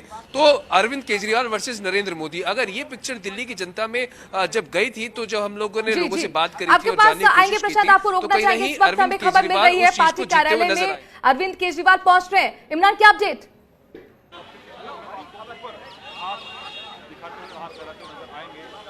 अरविंद केजरीवाल पार्टी कार्यालय पहुंच चुके हैं। हम तस्वीरें दिखाते हैं आपको, तस्वीरें देखिए। केजरीवाल पार्टी कार्यालय पहुंच गए हैं। सुबह 9 बजे ही पार्टी कार्यालय अरविंद केजरीवाल पहुंच चुके हैं और कार्यकर्ताओं। जी, ये तस्वीरें अपने आप दर्शकों को हम बता दें, पार्टी कार्यालय की, आम आदमी पार्टी के कार्यालय में पहुंच चुके हैं अरविंद केजरीवाल और यहां पर कार्यकर्ता लगातार जुटे हुए हैं उनके स्वागत के लिए, चूंकि सभी बहुत ज्यादा कॉन्फिडेंट जीत के लिए और सभी को उम्मीद है कि केजरीवाल जो है हैट्रिक लगाने जा रहे हैं। ये आपको तस्वीरें लगातार पार्टी कार्यालय की दिखा रहे हैं, जहां पर देखिए लगातार कार्यकर्ता कल रात से ही जुटना शुरू हो गए थे और जो काउंटिंग सेंटर है वहां पर भी तमाम कार्यकर्ता जुटे हुए हैं। विधायक भी बीच में जाकर दौरा वहां का कर रहे हैं। ये तस्वीर है, ये है तस्वीर, आप देख सकते हैं अरविंद केजरीवाल अंदर बैठे हुए भी हैं गाड़ी में, और वो क्या बोलेंगे, क्या कहेंगे कार्यकर्ताओं को, ये अपने आप में बहुत देखना दिलचस्प होगा। क्योंकि अरविंद केजरीवाल लगातार वो ये कहते रहे कि मुझे जो वोट दीजिए वो कामों पर वोट दीजिए। लगातार बीजेपी उनसे पूछती रही शाहीन बाग आप कब जाएंगे, उन सवालों से वो बचते हुए, हालांकि आखिरी समय में उनको अपने आप को हिंदू साबित करने के लिए जरूर उन्होंने वहां जो है हनुमान चालीसा सुनाई थी, और हनुमान चालीसा के साथ उन्होंने ये भी बताया कि मैं जो सीपी में हनुमान मंदिर है वहां पर भी जाता हूं, पूजा अर्चना करता हूं। तो ये हालांकि इलेक्शन कमीशन कहता रहता है कि व्यक्तिगत आस्था, हाँ व्यक्तिगत आस्था अपनी होती है, लेकिन इस चीज को आप भुनाए नहीं। लेकिन अब ये बीजेपी ने एक शुरुआत कर दी है कि सभी को वहां पर बताना पड़ता है कि हम हिंदू हैं। इमरान हमारे साथ जुड़े हुए हैं। इमरान, केजरीवाल पहुंच चुके हैं और कौन कौन से वहां पर बड़े नेता पहुंच चुके हैं?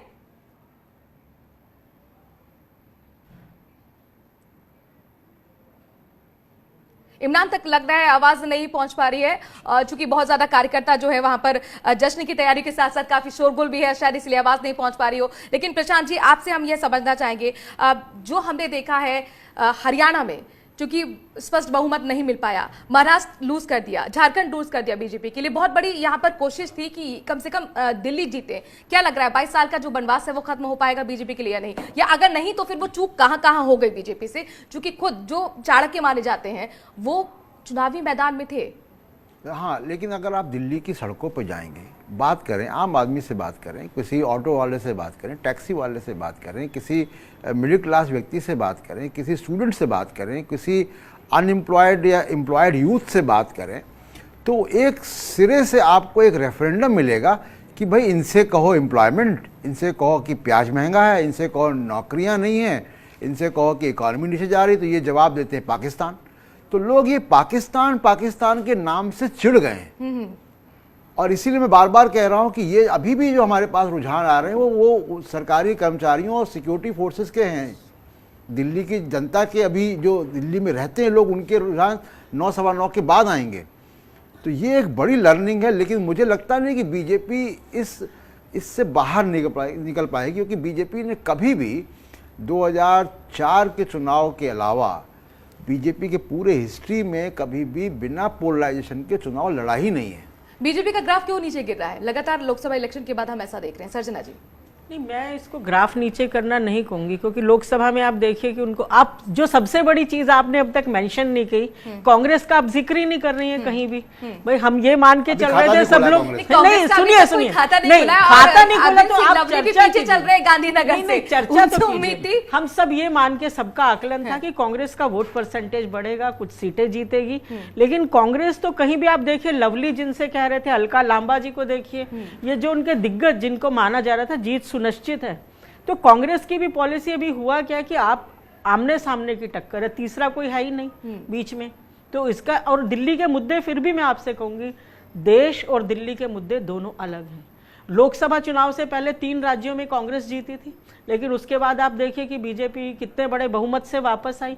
मैं जनता की बात, और जनता के दिल में जो है फैसला जनता को करना है। अगर जनता को केजरीवाल जी दिल्ली की पसंद है, दिल्ली के लोग उनको पसंद कर रहे हैं, उनके काम को पसंद कर रहे हैं, तो ये असली लोकतंत्र यही है। मेरे सवाल ये था, लोकसभा चुनाव के बाद अगर आप देखें बीजेपी के चुनाव लगातार लूज कर रही है, चाहे वो आप झारखंड का देख लें, महाराष्ट्र का देख लें या फिर हरियाणा का देख लें। इस बीच चुनाव अधिकारी कुछ कह रहे हैं, मैं उनको सुन लेती हूँ।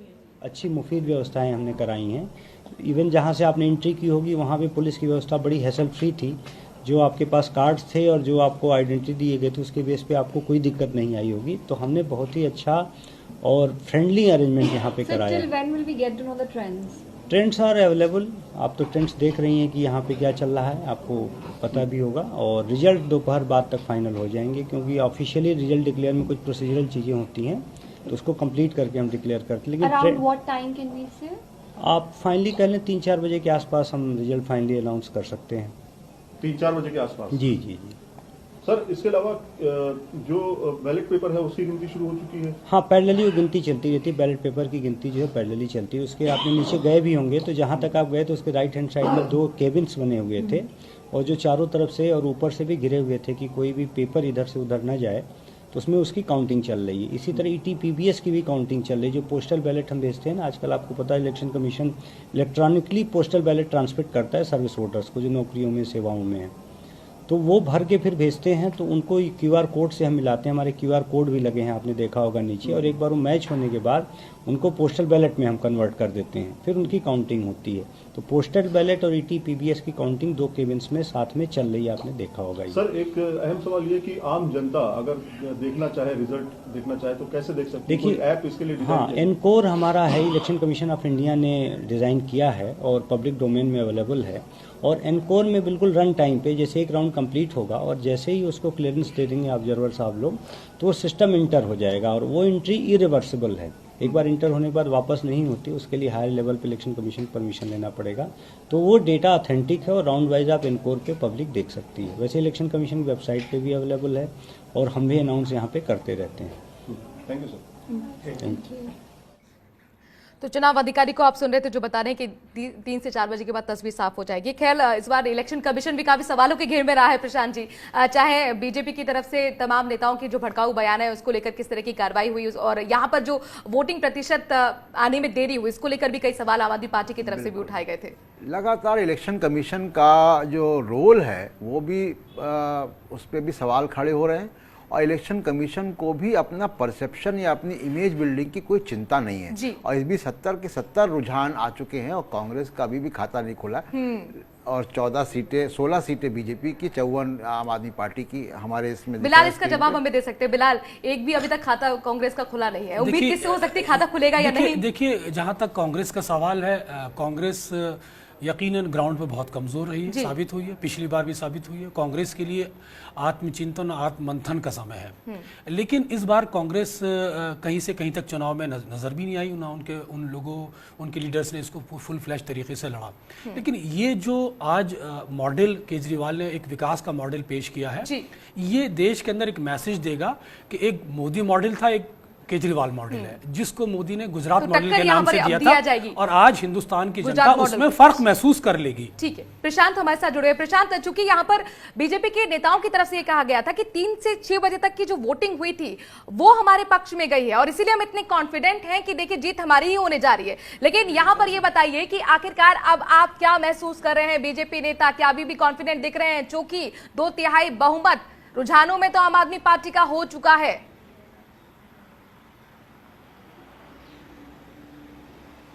जी, हालांकि अभी तो किसी से बात नहीं हुई, लेकिन जब थोड़ी देर पहले जब प्रदेश के महासचिव हैं, संगठन के लोग हैं, कुलजीत सिंह चैल, उनसे भी हम जब अनऑफिशियली पूछ रहे थे तो उनका भी कहना था कि नहीं, आप देखिएगा कि जो एग्जिट पोल्स हैं वो फेल साबित होंगे, गलत साबित होंगे और हम अच्छे खासे नंबर्स को लेकर सरकार बनाएंगे। तो कहीं ना कहीं अभी भी जो बीजेपी के लोग हैं वो आश्वस्त नजर आ रहे हैं कि कुछ टर्नआउट हो सकता है या होगा जब EVM खुलनी शुरू होंगी। लेकिन जब दिल्ली के जो बीजेपी प्रदेश अध्यक्ष है मनोज तिवारी, उनसे भी जब हमने बात करी थी तो कहीं ना कहीं वो आश्वस्त नजर आ रहे थे। 48 का जो आंकड़ा है वो उन्होंने रटा हुआ था और साफ तौर पर कह रहे थे कि इसको आप सेव करके लिख लीजिए।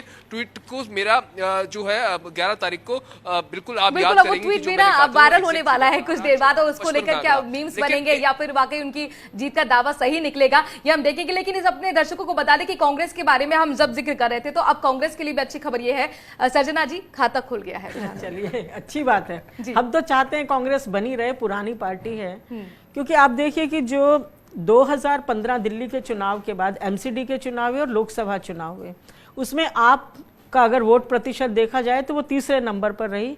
बीजेपी और कांग्रेस फर्स्ट और सेकंड रहे।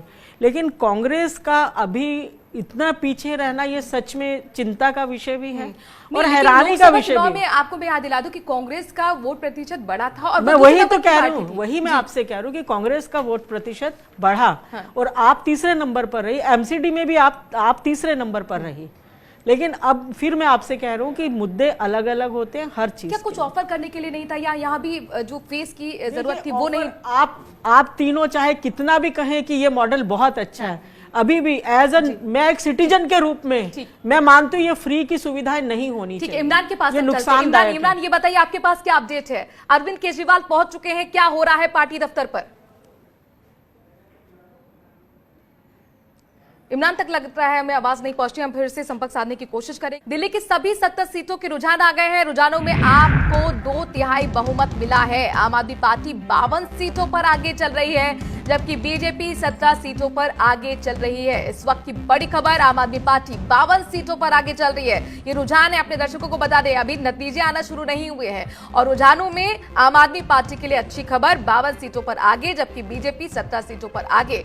2/3 बहुमत रुझानों में आम आदमी पार्टी को मिल गया है।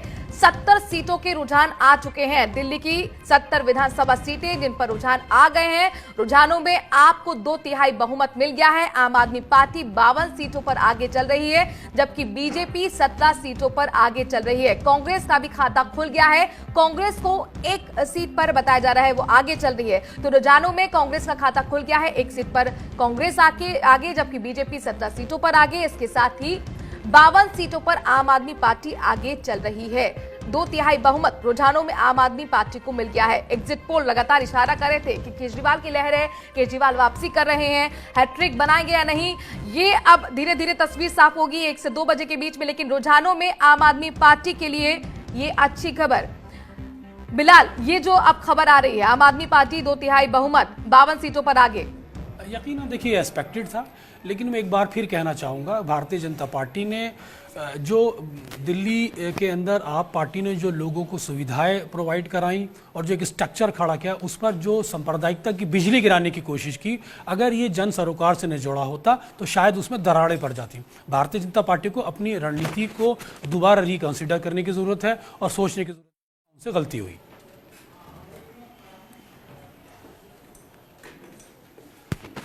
हाँ, साथ ही साथ ये सोचने की जरूरत है उनसे कहाँ गलती हुई।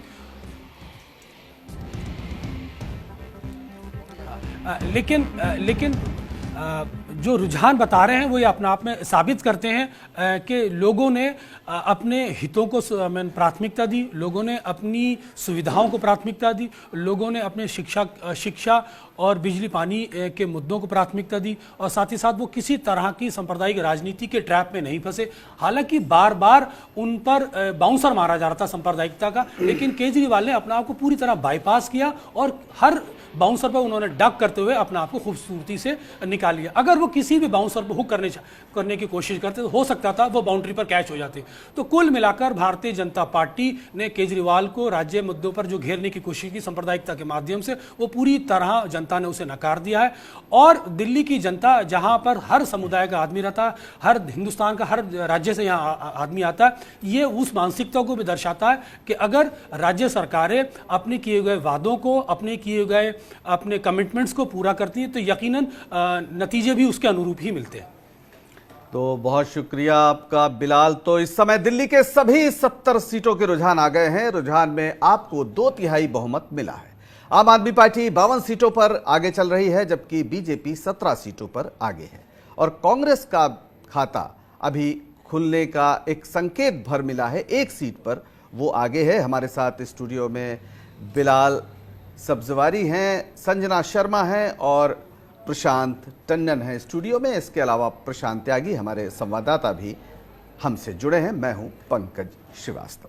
प्रशांत, सबसे पहले आपसे, तो क्या माना जाए, दिल्ली में जो रुझान आया है, अब मान लें कि एक नए तरह की राजनीति, जहां पे जनता कह रही है कि काम करो फिर वोट लेना, बाकी भावनात्मक मुद्दे अपनी जगह, यही बात, ये संदेश गया है जी। और ये अभी पहले भी मैं यही कह रहा था कि अगर आप दिल्ली की सड़कों पर जाएंगे और बात करेंगे तो लोग इस बात से ऊब गए हैं कि आप नौकरियों की बात करो, आप विकास की बात करो, आप इकोनॉमी की बात करो, अर्थव्यवस्था नीचे जा रही उसकी बात करो, दिल्ली के प्रदूषण की बात करो, किसी की बात करो, जवाब पाकिस्तान।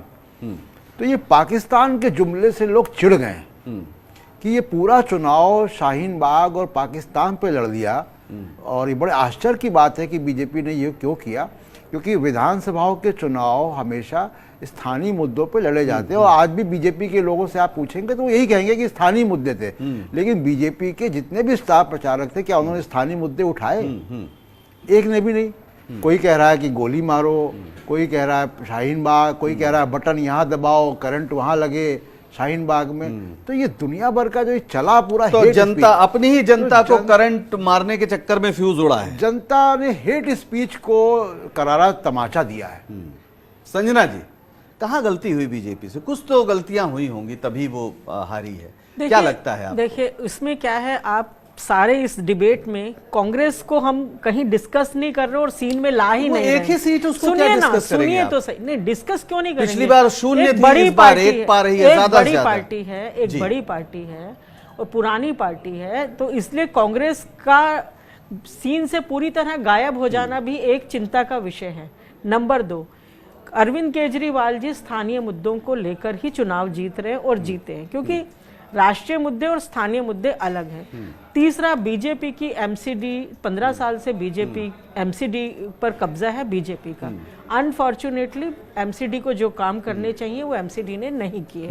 ये एक बहुत स्पष्ट रूप में कहना चाहूंगी और कह भी रही हूँ कि अगर एमसीडी ने अपने काम अच्छे से किए होते तो केंद्र के नेताओं को और केंद्र के लोगों को दिल्ली में आके प्रचार करने की कोई आवश्यकता नहीं थी। एमसीडी का काम अपने मुंह से बोलता। संजना जी, अभी आप जो कह रही हैं महत्वपूर्ण बात है, लेकिन क्या ये बातें बीजेपी का इतना सिद्ध, इतना प्रतिबद्ध नेतृत्व नहीं समझता है कि हमने एमसीडी में काम नहीं किया, हमने, हमारे पास कहने को कुछ नहीं है और हम इस तरह से एक नफरत की भाषा को अपना राजनीतिक औजार बना रहे हैं? नफरत की भाषा दो तरफा है पंकज जी, नफरत की भाषा एक तरफा नहीं है। सवाल एक तरफा का नहीं है।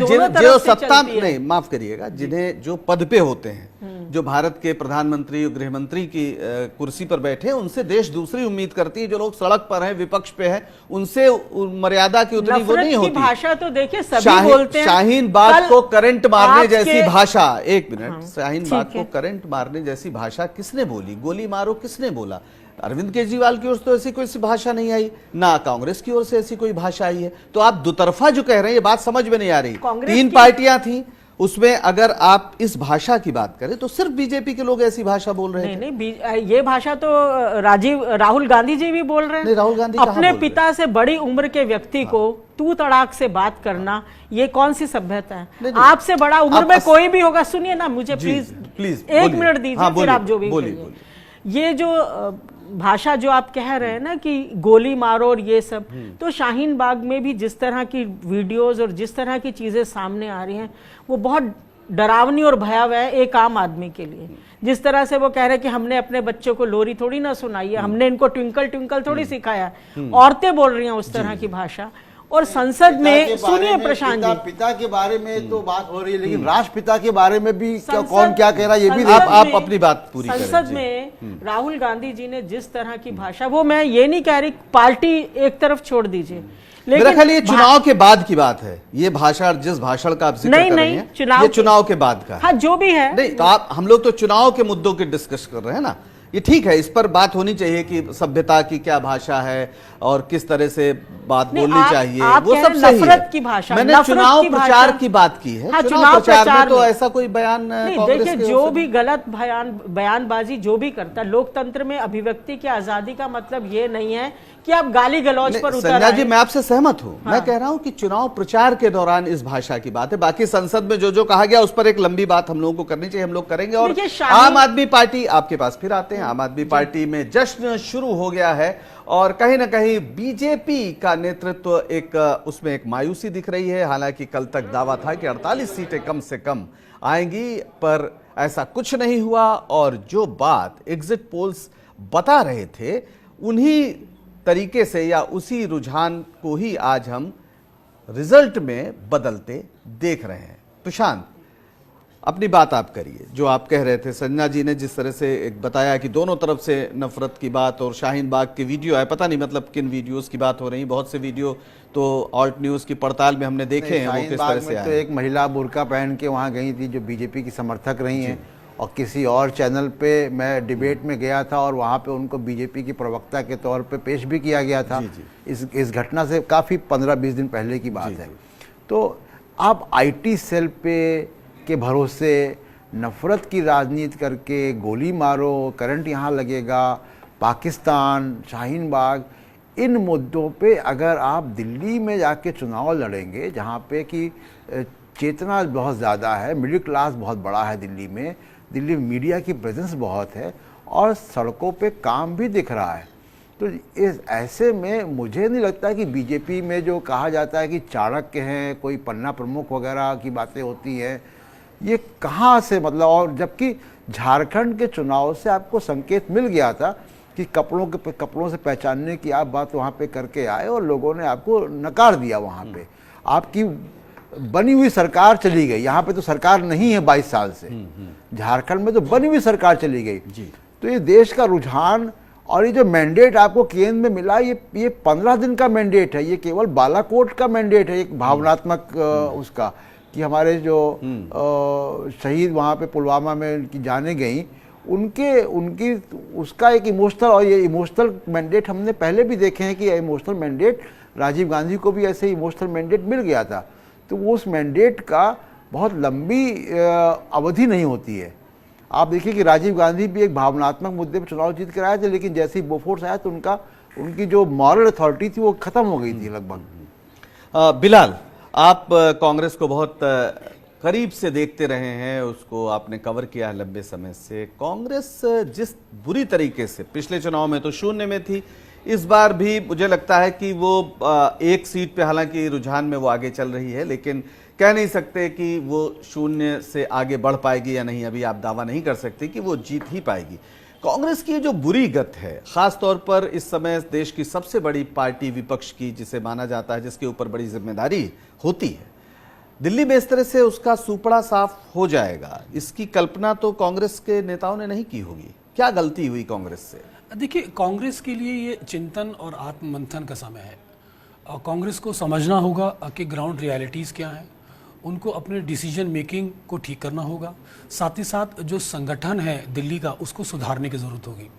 कांग्रेस के अंदर या हमने देखा है कि डिसीजन मेकिंग जो लेट होती है इनके यहाँ, वो ग्राउंड को बहुत ज़्यादा प्रभावित करती है। इसके साथ ही साथ जिस तरह से प्रदेश अध्यक्ष का लास्ट समय पर बनाया जाना, ये भी बहुत बड़ा ड्रॉबैक है।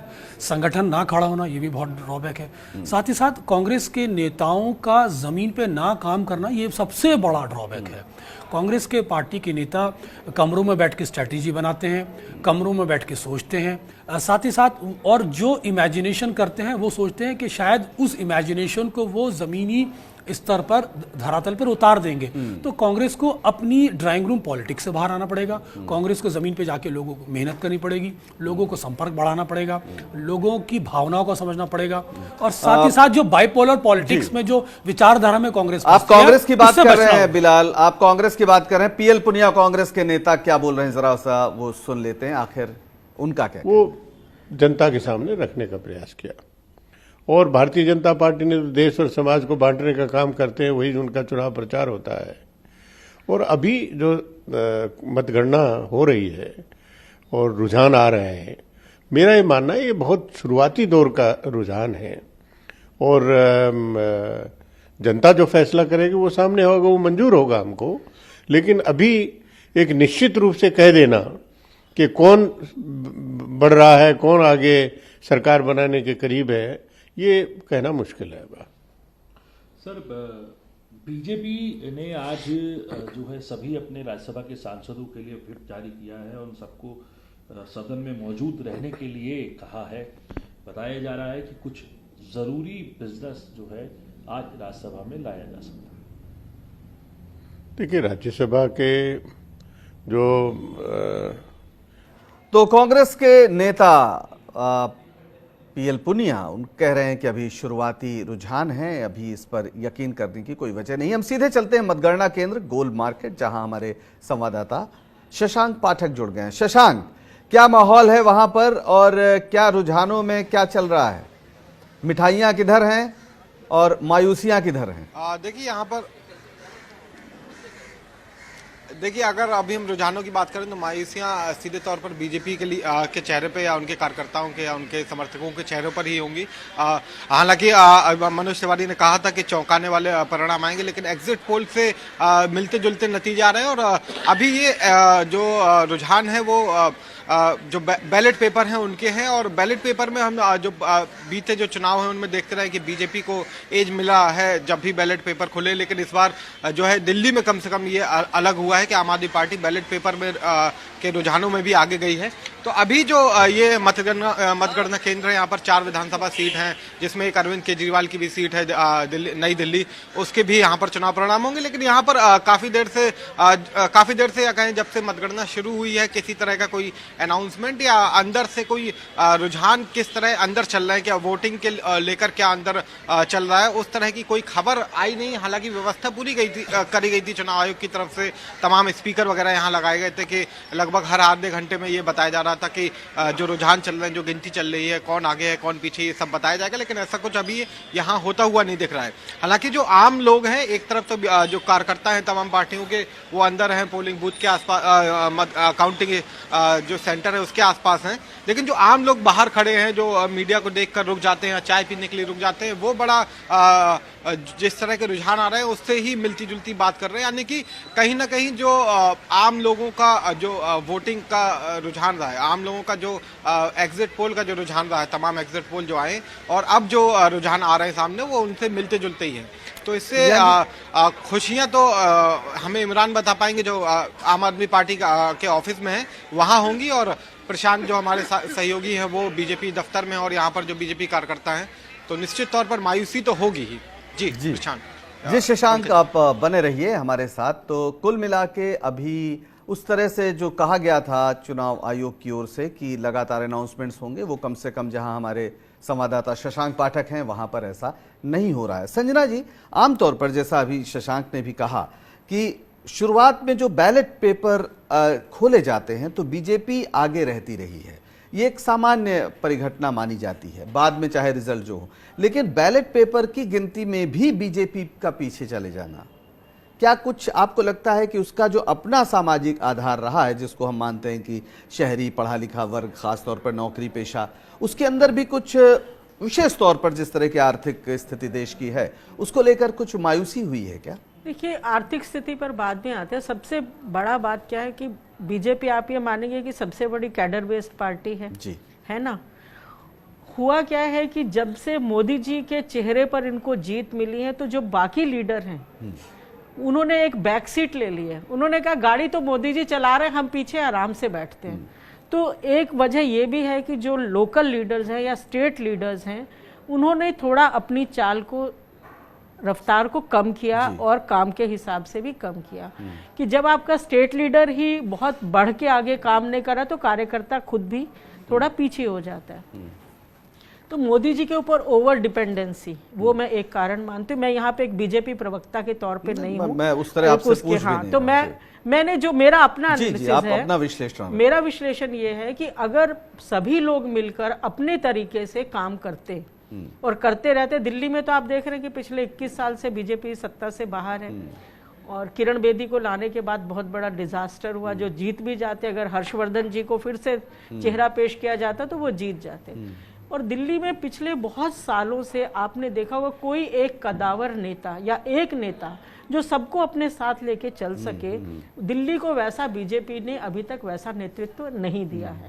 क्योंकि और जो बटे हैं सब खेमों में अपने अलग अलग बटे हैं। मुझे लगता है ये एक बहुत बड़ा, यानी नेतृत्व आपका एक नेता की कमी आपको लगता है, और लोगों ने काम नहीं किया। खुराना जी थे, जी एक नेता थे, और खुराना जी की एक सबसे अच्छी बात थी, आप किसी भी पार्टी से हो, अगर आप उनसे अपना काम कराने गए हैं, वाजपेयी दौर के, पुराने दौर के तो नेता थे, सबका काम करते थे। पार्टी इमटेरियल थी, आप कौन सी जाति, कौन धर्म, वो उनके लिए मायने ही नहीं रखता। बिल्कुल, वो पीढ़ी धीरे धीरे चली गई। साहब सिंह वर्मा जी एक बड़े जाने माने जाट लीडर थे कि अगर उन्होंने एक आवाज दी तो सारे जाट उनकी बात सुनेंगे।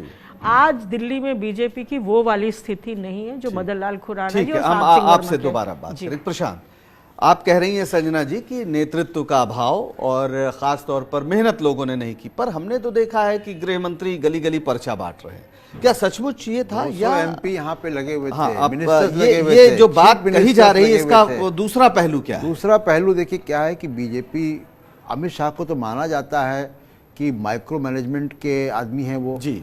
और आप ही के प्रोग्राम में मैंने, जब नड्डा जी यहाँ बने थे तो राजनीति में मैंने कहा था कि मैंने नहीं देखा कि एक मैच के हाफ टाइम में कैप्टन बदला जाए।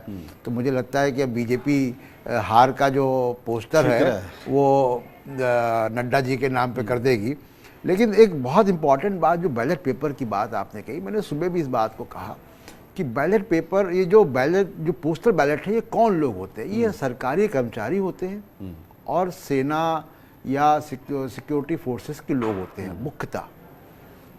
और आपने चुनाव लड़ा है CAA पर, नागरिकता कानून पर चुनाव लड़ा है।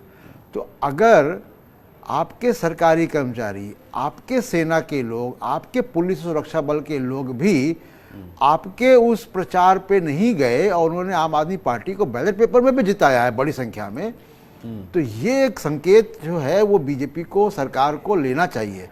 और एक और अभी मुझे बात याद आ रही है, कपिल मिश्रा जी का ट्वीट याद आ रहा है कि 8 तारीख को भारत और पाकिस्तान के बीच मुकाबला होगा। तो अच्छी खबर ये आ रही है कि पाकिस्तान बुरी तरह हार रहा है। पाकिस्तान हार रहा है। तो बिलाल, भारत और पाकिस्तान का मैच बना दिया गया था इसको, जबकि दिल्ली वाले बड़े दिल वाले होते हैं। दिल्ली तो कहते हैं कि मतलब दिल वालों का शहर है, देश की राजधानी है, और इस राजधानी में भारत और पाकिस्तान का मैच हो, ये तो कोई अच्छी बात नहीं है। चुनाव तो 2 पार्टियों के बीच होता है। तो ये जो पूरा जिस तरह का नैरेटिव पैदा किया गया, क्या इससे लगता है बीजेपी को नुकसान हुआ अंततः?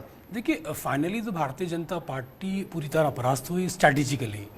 और जैसे कहा कि दिल्ली के चुनाव को भारत और पाकिस्तान के पैटर्न में रिफ्ट कराने की कोशिश की गई। तो मैं यहाँ पर एक बात याद दिलाना चाहूँगा, लोकसभा चुनाव में जिस तरह से कांग्रेस पार्टी को माइनॉरिटी अपीजमेंट के नाम पर आइसोलेट किया गया था, इसी तरह भारतीय जनता पार्टी ने अपनी स्ट्रैटेजी के तहत आप पार्टी को भी पाकिस्तान से एसोसिएट करके माइनॉरिटी अपीजमेंट के नाम पर आइसोलेट करने की कोशिश की, जिसमें वो परास्त हुई। नंबर 1। नंबर दूसरी बात मैं यह कहना चाहूँगा कि भारतीय जनता पार्टी जब सांप्रदायिकता की राजनीति करती है तो एक मानसिक तनाव और मानसिक दबाव पूरा समाज महसूस करता है। उस मानसिक तनाव और मानसिक दबाव से बाहर जनता निकलना चाहती थी, इसलिए बूम रैंक भी कर गया ये चुनाव। इसलिए भारतीय जनता पार्टी को ज़्यादा नुकसान हुआ।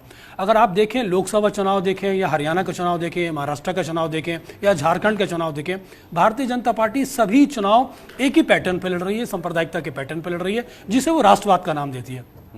तो सही मायनों में सांप्रदायिकता को राष्ट्रवाद कहना, ये राष्ट्रीयता का अपमान है। लेकिन इस वातावरण से जो आम आदमी पर एक मानसिक दबाव पैदा होता है, वो उससे घुटन महसूस करता है और वो उससे बाहर निकलने की कोशिश में भारतीय जनता पार्टी को मनोवैज्ञानिक रूप से नकारता है। और इसी का रिफ्लेक्शन आपने दिल्ली के चुनाव में देखा। जो केजरीवाल की सुविधाओं जो प्रोवाइड की थी उसको चुना, और ये इसलिए रेलिवेंट है कि भारतीय जनता पार्टी की केंद्र में सरकार है, जो उसने वादे किए थे वो पूरे नहीं हुए, इसलिए राज्य सरकार के जो वादे थे वो रेलिवेंट हो गए। यानी कुल मिला के जो राष्ट्रवाद के नाम पर कहने की कोशिश की गई, जनता ने उसे स्वीकार नहीं किया। जनता ने कहा सीधे सीधे कि ऐसी सरकार चाहिए जो लोगों के हित में काम करे। एक बार फिर से आपको जल्दी से बता देते हैं कि समय की स्थिति क्या है। दिल्ली के सभी 70 सीटों पर वोटों की गिनती जारी है और रुझानों में अब तक तकरीबन 53 सीटों पर आम आदमी पार्टी आगे चल रही है, बीजेपी 17 सीटों पर आगे चल रही है और बीच बीच में कांग्रेस भी 1 सीट पर आगे दिखती है, लेकिन कहना मुश्किल है कि उसका खाता खुलेगा कि नहीं। पिछली बार की तरह ही उसकी स्थिति बनी हुई है। तो कुल मिला के पूरी लड़ाई आम आदमी पार्टी और बीजेपी के बीच सिमटी और ये लड़ाई बराबर की न रहकर काफी उनमें अंतर नजर आ रहा है। 2/3 बहुमत आसानी से आम आदमी पार्टी पा सकती है। कम से कम जो अभी तक बैलेट पेपर से जो नतीजा आ रहा है उसका तो यही कहना है। संजना जी, एक बार फिर से आपसे बात करते हैं। जिस तरह की पॉलिटिक्स आम आदमी पार्टी ने की, कांग्रेस और बीजेपी की तो वैचारिक लड़ाई बहुत पुरानी है और राष्ट्रीय स्तर पर है, बहुत फर्क है, लेकिन उस तरह जब आम आदमी पार्टी को भी ढकेलने की कोशिश की, जिसकी तरफ इशारा बिलाल ने किया कि उसे मुस्लिम अपीजमेंट और ये सब कहा गया, जबकि उनका पूरा फोकस सीधे सीधे आम आदमी पार्टी का अपने उपलब्धियों पर रहा, तो क्या अब हम माने कि एक तीसरी तरह की राजनीति देश में आगे आने वाली है, जिसमें कि जनता सीधे सीधे नागरिक के साथ साथ एक उपभोक्ता की भी हैसियत रखेगी और कहेगी कि बताओ तुमने हमारे लिए किया क्या और आगे क्या करोगे, सीधे अपना फॉर्मूला बताओ कि हमारी जिंदगी से जुड़ी जो चीजें हैं उस पर तुम्हारा क्या कहना है? हाँ, निश्चित रूप से कि एक सबसे पहले आई माई मी होता है, मुझे क्या मिल रहा है। अगर मैं इसको वोट दूं तो मुझे क्या मिलेगा। ये तो अगर आप नागरिक को उपभोक्ता के रूप में देखना चाहते हैं तो उसी तरह से मैं आपसे बात कर रही हूँ। लेकिन मैं देखना नहीं चाह रहा हूं, मैं कह रहा हूं क्या ऐसा है। माफ करिएगा, एक थोड़ा सा हम सुनील अरोड़ा जो मुख्य चुनाव, माफ करिएगा सीईओ नहीं है, हमारा जो काउंटिंग है वो एक्यूरेट हो, उसमें जो जितने भी मल्टीपल चेक्स जो होते हैं वो सब चेक्स अप्लाई करके ताकि उसमें कहीं भी कोई इनएक्यूरेसी ना हो। तो ये हमारे लिए सबसे बड़ी प्राथमिकता है कि ड्यू प्रोसेस फॉलो हो, एकदम जो प्रोसीजर इलेक्शन कमीशन ने डिस्क्राइब किया है वही फॉलो हो और बिल्कुल एक्यूरेट हो। ये हमारी सबसे बड़ी प्राथमिकता है। तो हमें पेशेंट रहना है, इसमें जितना भी टाइम लगे काउंटिंग में हम लोग काउंटिंग को अच्छे से करेंगे। ओके,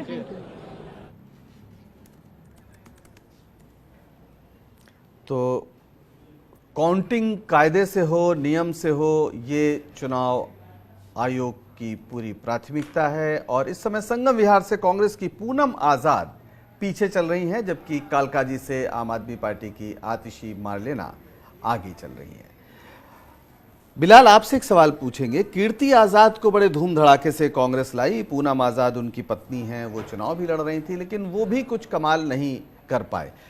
जिस तरह से कीर्ति आजाद को मैदान में उतारा गया था कि पूर्वांचली वोटों पर खास तौर पर वो कुछ प्रभाव डालेंगे, वो बिल्कुल ही बेअसर रहा। आखिर कांग्रेस के इस तरह के जो प्रयोग होते हैं उसमें दूरदर्शिता का बहुत अभाव नजर आता है। क्या उसने शुरू से ही मान लिया कि हम में ये लड़ाई आम आदमी पार्टी और बीजेपी के बीच ही रहेगी? यहाँ पर देखिए, कांग्रेस का जो स्ट्रैटेजी थी वो दिल्ली के चुनाव को लेकर इतनी ज़्यादा आश्वस्त नहीं थी। उनको इस चीज़ का आभास था कि वो ग्राउंड लेवल पे बहुत ज़्यादा कमज़ोर है। जो कैंपेन कमेटी के जो स्टार प्रचारक थे उनको भी उन्होंने फुल फ्लैश तरीके से मार्केट में नहीं उतारा। इंडिविजुअल आदमी कांग्रेस का प्रत्याशी चुनाव लड़ रहा था, लेकिन party in whole, in totality आपने देखा होगा कि पूरी तरह अभाव था कांग्रेस के चुनाव के अंदर। तो एक पहलू उसका ये भी कंसीडर किया जा रहा है कि कांग्रेस अगर पार्टी एज ए पार्टी अगर पूरी ताकत झोंक देती तो हो सकता था ये चुनाव त्रिकोणीय हो जाता, जिसके माध्यम से अगर कांग्रेस का जो वोट बैंक है और आप पार्टी का वोट बैंक है उसमें बहुत ज़्यादा समानताएं हैं, उसमें बहुत ज़्यादा सिमिलैरिटीज़ हैं। अगर कांग्रेस फुल फ्लैज चुनाव को लड़ जाती तो हो सकता तो झुग्गी झोपड़ी वालों का वोट बैंक काट लेती, मध्यवर्गीय परिवार का वोट काट लेती, गरीब का वोट काट लेती। तो उसकी वजह से भारतीय जनता पार्टी को बीच से निकलने का मौका मिल जाता। एक पहलू ये भी है। दूसरा पहलू यह है कि कीर्ति आज़ाद को कैंपेन कमेटी का चेयरमैन बना के लाए। कीर्ति आज़ाद को जब कैंपेन कमेटी का चेयरमैन बना के लाए तो उस समय कीर्ति आज़ाद बहुत ज़्यादा हमलावर थे मोदी पर।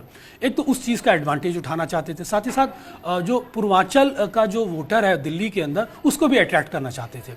लेकिन जिस तरह से दिल्ली की पूरी कॉन्स्टिट्यूंसी को देखें, पूरे दिल्ली के पूरे चुनाव को देखें, जो पैटर्न माइंडसेट जो काम कर रहा था उस माइंडसेट के अंदर सिर्फ और सिर्फ लोगों ने अपने हित को ही प्राथमिकता दी, अपनी सुविधाओं को ही प्राथमिकता दी, जिसका असर सब तरफ नजर आ रहा है और जिसकी वजह से भारतीय जनता पार्टी जिसने पूरे चुनाव को सांप्रदायिकता के दहाने पर लाके खड़ा कर दिया था वो भी इसमें रैप हो गई। तो दिल्ली की जनता ने फायर ब्रिगेड का काम किया, इस दहाने को बुझाने का एक तरह से काम किया। हम चलते हैं सीधे बीजेपी कार्यालय, जहां हमारे संवाददाता प्रशांत त्यागी खड़े हुए हैं। प्रशांत, क्या हाल है? चौंका कौन? इस रिजल्ट से चौंकाने का दावा किया था मनोज तिवारी ने और खुद गृह मंत्री अमित शाह बार बार दावा कर रहे थे कि 48 सीटें आएंगी।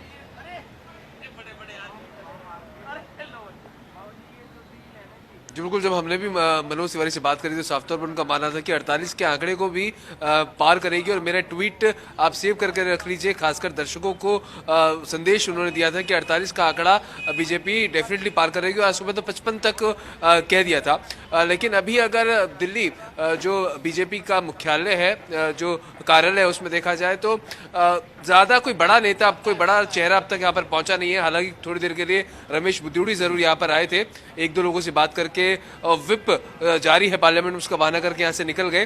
हालांकि अब जो प्रवक्ता हैं वो बैठे हुए हैं, लगातार डिबेट कर रहे हैं, पार्टी को डिफेंड कर रहे हैं। लेकिन जो कहीं ना कहीं एग्जिट पोल्स दिखा रहे थे और जो अब रुझान आने शुरू हुए हैं, वो एक अंतर कहीं ना कहीं सही बिल्कुल नजर आ रहा है। और अगर 10 सीटों से कम बीजेपी यहाँ पर रहती है तो एक बड़ा मैसेज यहाँ पर नेशनल लेवल पे जाने वाला है और साफ तौर पर ये दिख जाएगा कि जिस हिसाब से पोलराइज करने की बात की गई थी, राष्ट्रवाद के मुद्दे को भुनाने की कोशिश की गई थी पिछले 2 हफ्ते में, तो वो अब जो जनता है अब उस सब चीजों से ऊपर उठ चुकी है। विकास कार्य चाहिए और काम चाहिए, जो कि दिल्ली के अंदर अरविंद केजरीवाल ने कहीं ना कहीं देने का काम जरूर किया है। क्योंकि जब हम लोग ग्राउंड पे भी जाते थे तो लोगों के अंदर वो उत्सुकता रहती थी। उन्होंने साफ तौर पर कहा कि रोजगार नहीं है, नौकरियां नहीं है, इकोनॉमी लगातार डाउन है, तो राष्ट्रवाद को लेकर करेंगे क्या? राष्ट्रवाद ठीक है, नेशनल हित में एक अच्छा मुद्दा है, एक अच्छी चीज है, लेकिन अगर दिल्ली के लिहाज से देखा जाए,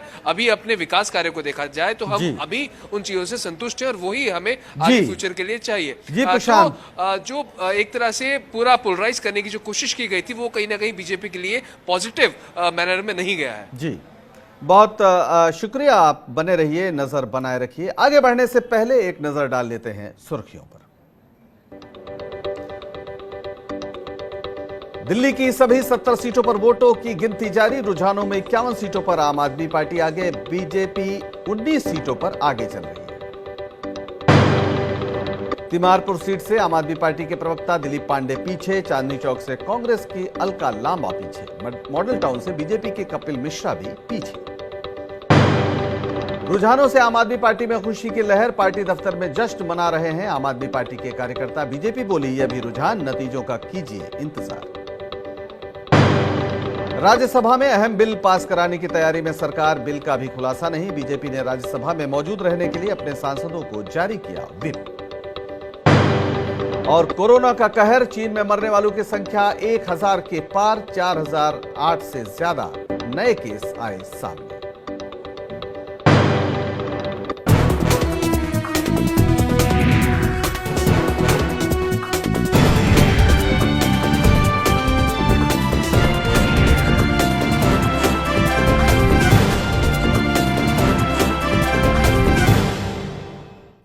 तो दिल्ली की सभी सीटों के रुझान आ गए हैं। रुझानों में आम आदमी पार्टी को भारी बहुमत मिलता दिख रहा है। आम आदमी पार्टी फिलहाल 51 सीटों पर आगे चल रही है, जबकि बीजेपी 19 सीटों पर आगे चल रही है। आम आदमी पार्टी के दफ्तर में जश्न का माहौल है, कार्यकर्ता झूम रहे हैं और उन्हें लग रहा है कि एक बड़ी कामयाबी एक कठिन चुनाव के बाद उन्होंने हासिल की है।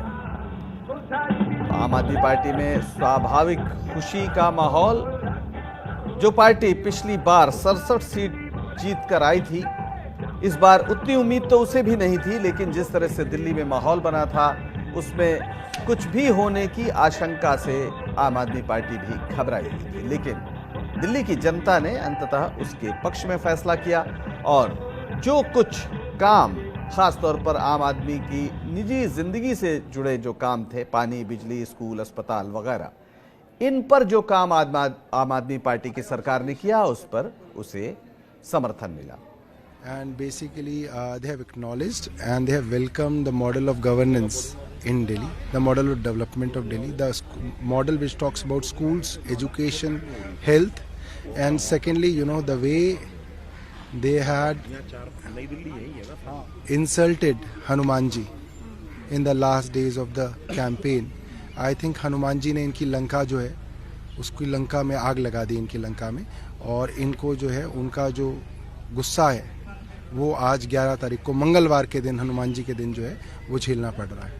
So given the latest trends, both Aam Aadmi Party and BJP is on the equal summit, where it says that Aam Aadmi Party is from ECI, that Aam Aadmi Party is 7 and BJP is Bhardwaj, जो कि आम आदमी party के विधायक रहे हैं, पहले मंत्री भी थे, प्रवक्ता भी हैं, तो सौरभ भारद्वाज का कहना है कि हनुमान जी का अपमान किया था मनोज तिवारी ने जब वहां पर केजरीवाल दर्शन के लिए गए थे, तो उन्होंने कहा था कि इससे मूर्ति अशुद्ध हो गई, मंदिर अशुद्ध हो गया। तो आज मंगलवार के दिन हनुमान जी ने बीजेपी की लंका जला दी है। ये जो पूरी भाषा है, प्रशांत आप बताइए, जिस तरह से हनुमान जी भी अंत में चुनाव में आ गए, मनोज तिवारी ने कहा कि मंदिर अशुद्ध हो गया और फिर केजरीवाल ने उसको एक बड़ा मुद्दा बनाया। आज आम आदमी पार्टी के नेता कह रहे हैं कि बीजेपी की लंका दरअसल हनुमान जी ने जला दी। हाँ, अब वो खैर वो विवाद, बहुत ही विवादित और बहुत ही शर्मनाक बयान था कि हनुमान की मूर्ति अपवित्र कर दी गई और उसको नल्हाया जाए, उन्होंने पंडित से कहा। तो ये तो हमारी संवैधानिक जो मूल भावना है उसके विरुद्ध है। और 21वीं सेंचुरी में इस तरीके की भाषा का इस्तेमाल हो रहा है। फिर आपने पॉलिटिकल एडवर्सरीज को यानी विपक्ष को आप किस तरीके की भाषा से बात करेंगे? आप आतंकवादी कह देंगे?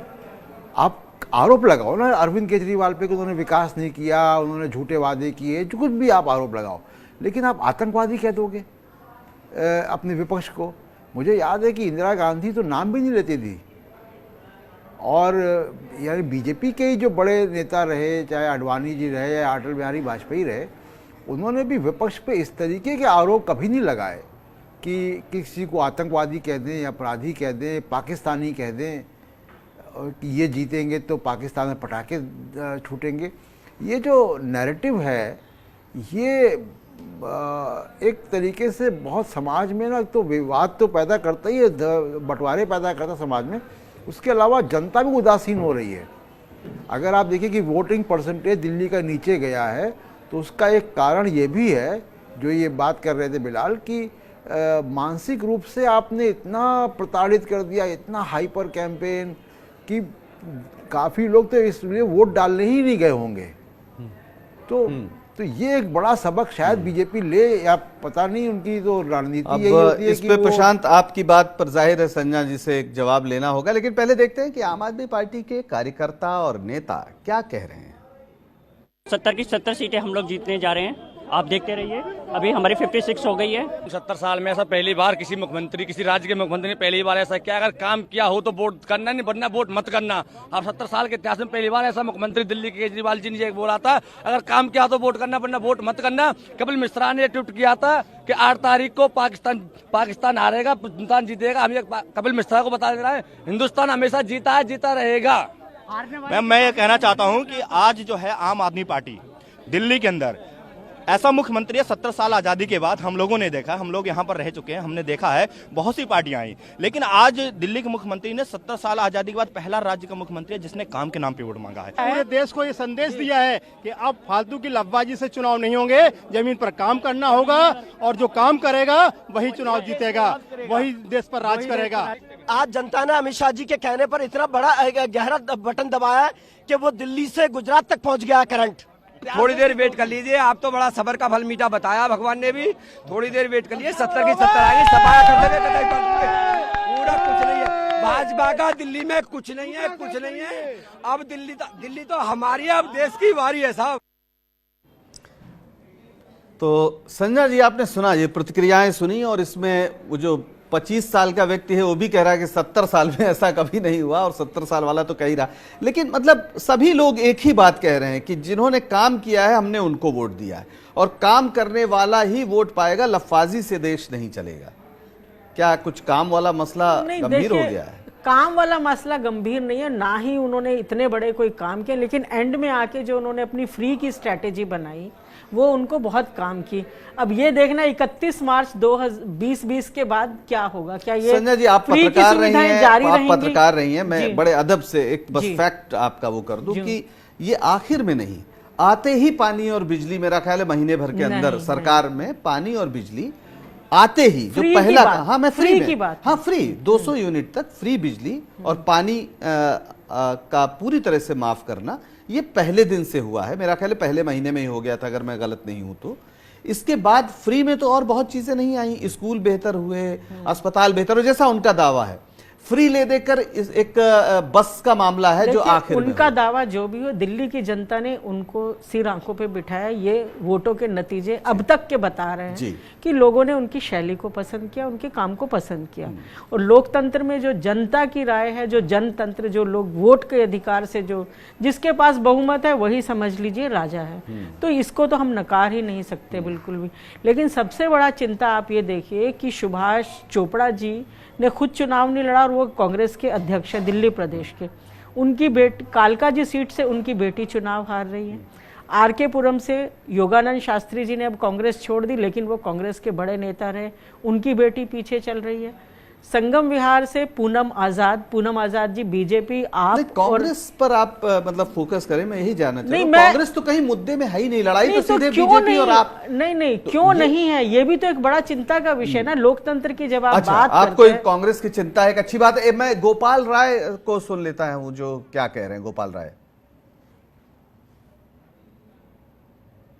या फिर 50-60 के बीच में पार्टी रुकेगी इस बार? दिल्ली की जनता इतिहास बना रही है और बनेगा इतिहास। आपको क्या लग रहा है कि दिल्ली की जनता का कितना प्यार मिला है आप लोगों को? भरपूर प्यार मिला है। जिस तरह से दिल्ली के लोगों को, दिल्ली के मुख्यमंत्री को अपमानित करने की कोशिश हुई, दिल्ली के लोगों ने कहा है नहीं, दिल्ली देश का दिल है और दिल में सकारात्मक राजनीति जो है वो सकारात्मक देशभक्ति बसती है, काम की राजनीति बसती है। बीजेपी ने जिस तरह हिंदुत्व और सीए और शाहीन बाग जैसे मुद्दों पर चुनाव लड़ा, आपने डेवलपमेंट के ऊपर चुनाव लड़ा, तो क्या लग रहा है आपको कि विकास की जीत हुई है? निश्चित रूप से काम की जीत हुई है, विकास की जीत हुई है। दिल्ली के लोगों का यही संदेश बीजेपी के लिए भी है, बार बार हम आपको वोट देके जिताते हैं, कुछ काम तो करिए। बाबरपुर में आप अभी लीड कर रहे हैं, कितनी सीटें की उम्मीद है, मतलब कितना लग रहा है, कितना बड़ा ये मार्जिन होगा? पिछली बार से ज्यादा होगा। तो गोपाल राय मंत्री थे, आम आदमी पार्टी के कद्दावर नेता। उनका दावा है कि उनकी जीत भी खासतौर पर बाबरपुर से पिछली बार से ज्यादा होगी। प्रशांत त्यागी आम आदमी पार्टी, माफ करिएगा, भारतीय जनता पार्टी के दफ्तर पर खड़े हुए हैं हमारे संवाददाता। क्या हाल है, कुछ नई सूचना प्रशांत, कुछ नई बात, कुछ नए लोग बीजेपी के आए जो कुछ बोल रहे हो, क्या खबर है?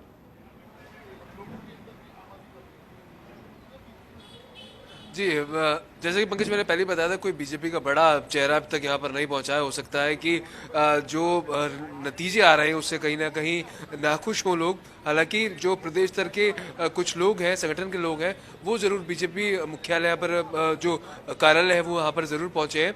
लेकिन जो एग्जिट पोल जिस तरह से आए थे और अब जो नतीजे आ रहे हैं, कहीं ना कहीं उसके अंदर ज़्यादा डिफरेंस नज़र नहीं आ रहा। हालांकि पहले के मुकाबले जो एक बड़ा मैंडेट आम आदमी पार्टी को मिला था उतना नहीं, लेकिन फिर भी जो चुनाव एक टाइम में ऐसे मोड में आ गया था कि कुछ भी हो सकता है और अरविंद केजरीवाल के लिए केक वॉक नहीं होगा। तो वहीं हालांकि अभी भी अगर देखा जाए तो 50-51 पे लीड बनाई हुई है।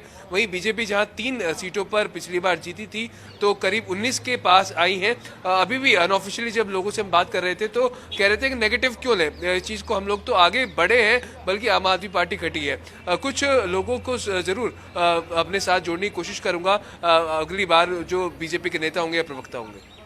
जी प्रशांत, आप बने रहिए और वहां की प्रतिक्रिया हम तक पहुंचाते रहिए। संजय जी, तो एक बीजेपी का ये कहना है कि हमें पॉजिटिवली देखना चाहिए, 3 से 19 अगर हो रहे हैं हाँ। तो बीजेपी के लिए ये पॉजिटिव है, या जिस तरीके से इस बार उसका पूरे देश में डंका बज रहा था और ये था कि मोदी जी और सीधे सीधे गृह मंत्री गली गली घूम रहे थे, पर्चा बांट रहे थे, तो इस बार तो सरकार बनाने की नौबत आ यदि आप केंद्र को एक तरफ रख दें और इसको दिल्ली का ही चुनाव मान के चलें तो निश्चित रूप से बीजेपी ने बढ़त बनाई है। 3 से 19 पर आगे जाना, अभी मिलेंगी कितनी ये तो पता ही नहीं, क्योंकि शुरुआती रुझान है, हम बहुत ज्यादा प्रिडिक्टेबल नहीं हो सकते जब तक कि सारे रिजल्ट ना, रुझानों पर सारी ही रुझानों पे हो तो रही है। इसका मतलब है कि बीजेपी ने निश्चित रूप से 2015 के चुनाव से दिल्ली में अब कुछ उसका वोट बैंक और उसकी पसंद थोड़ी जनता की उनके लिए ठीक हुई है।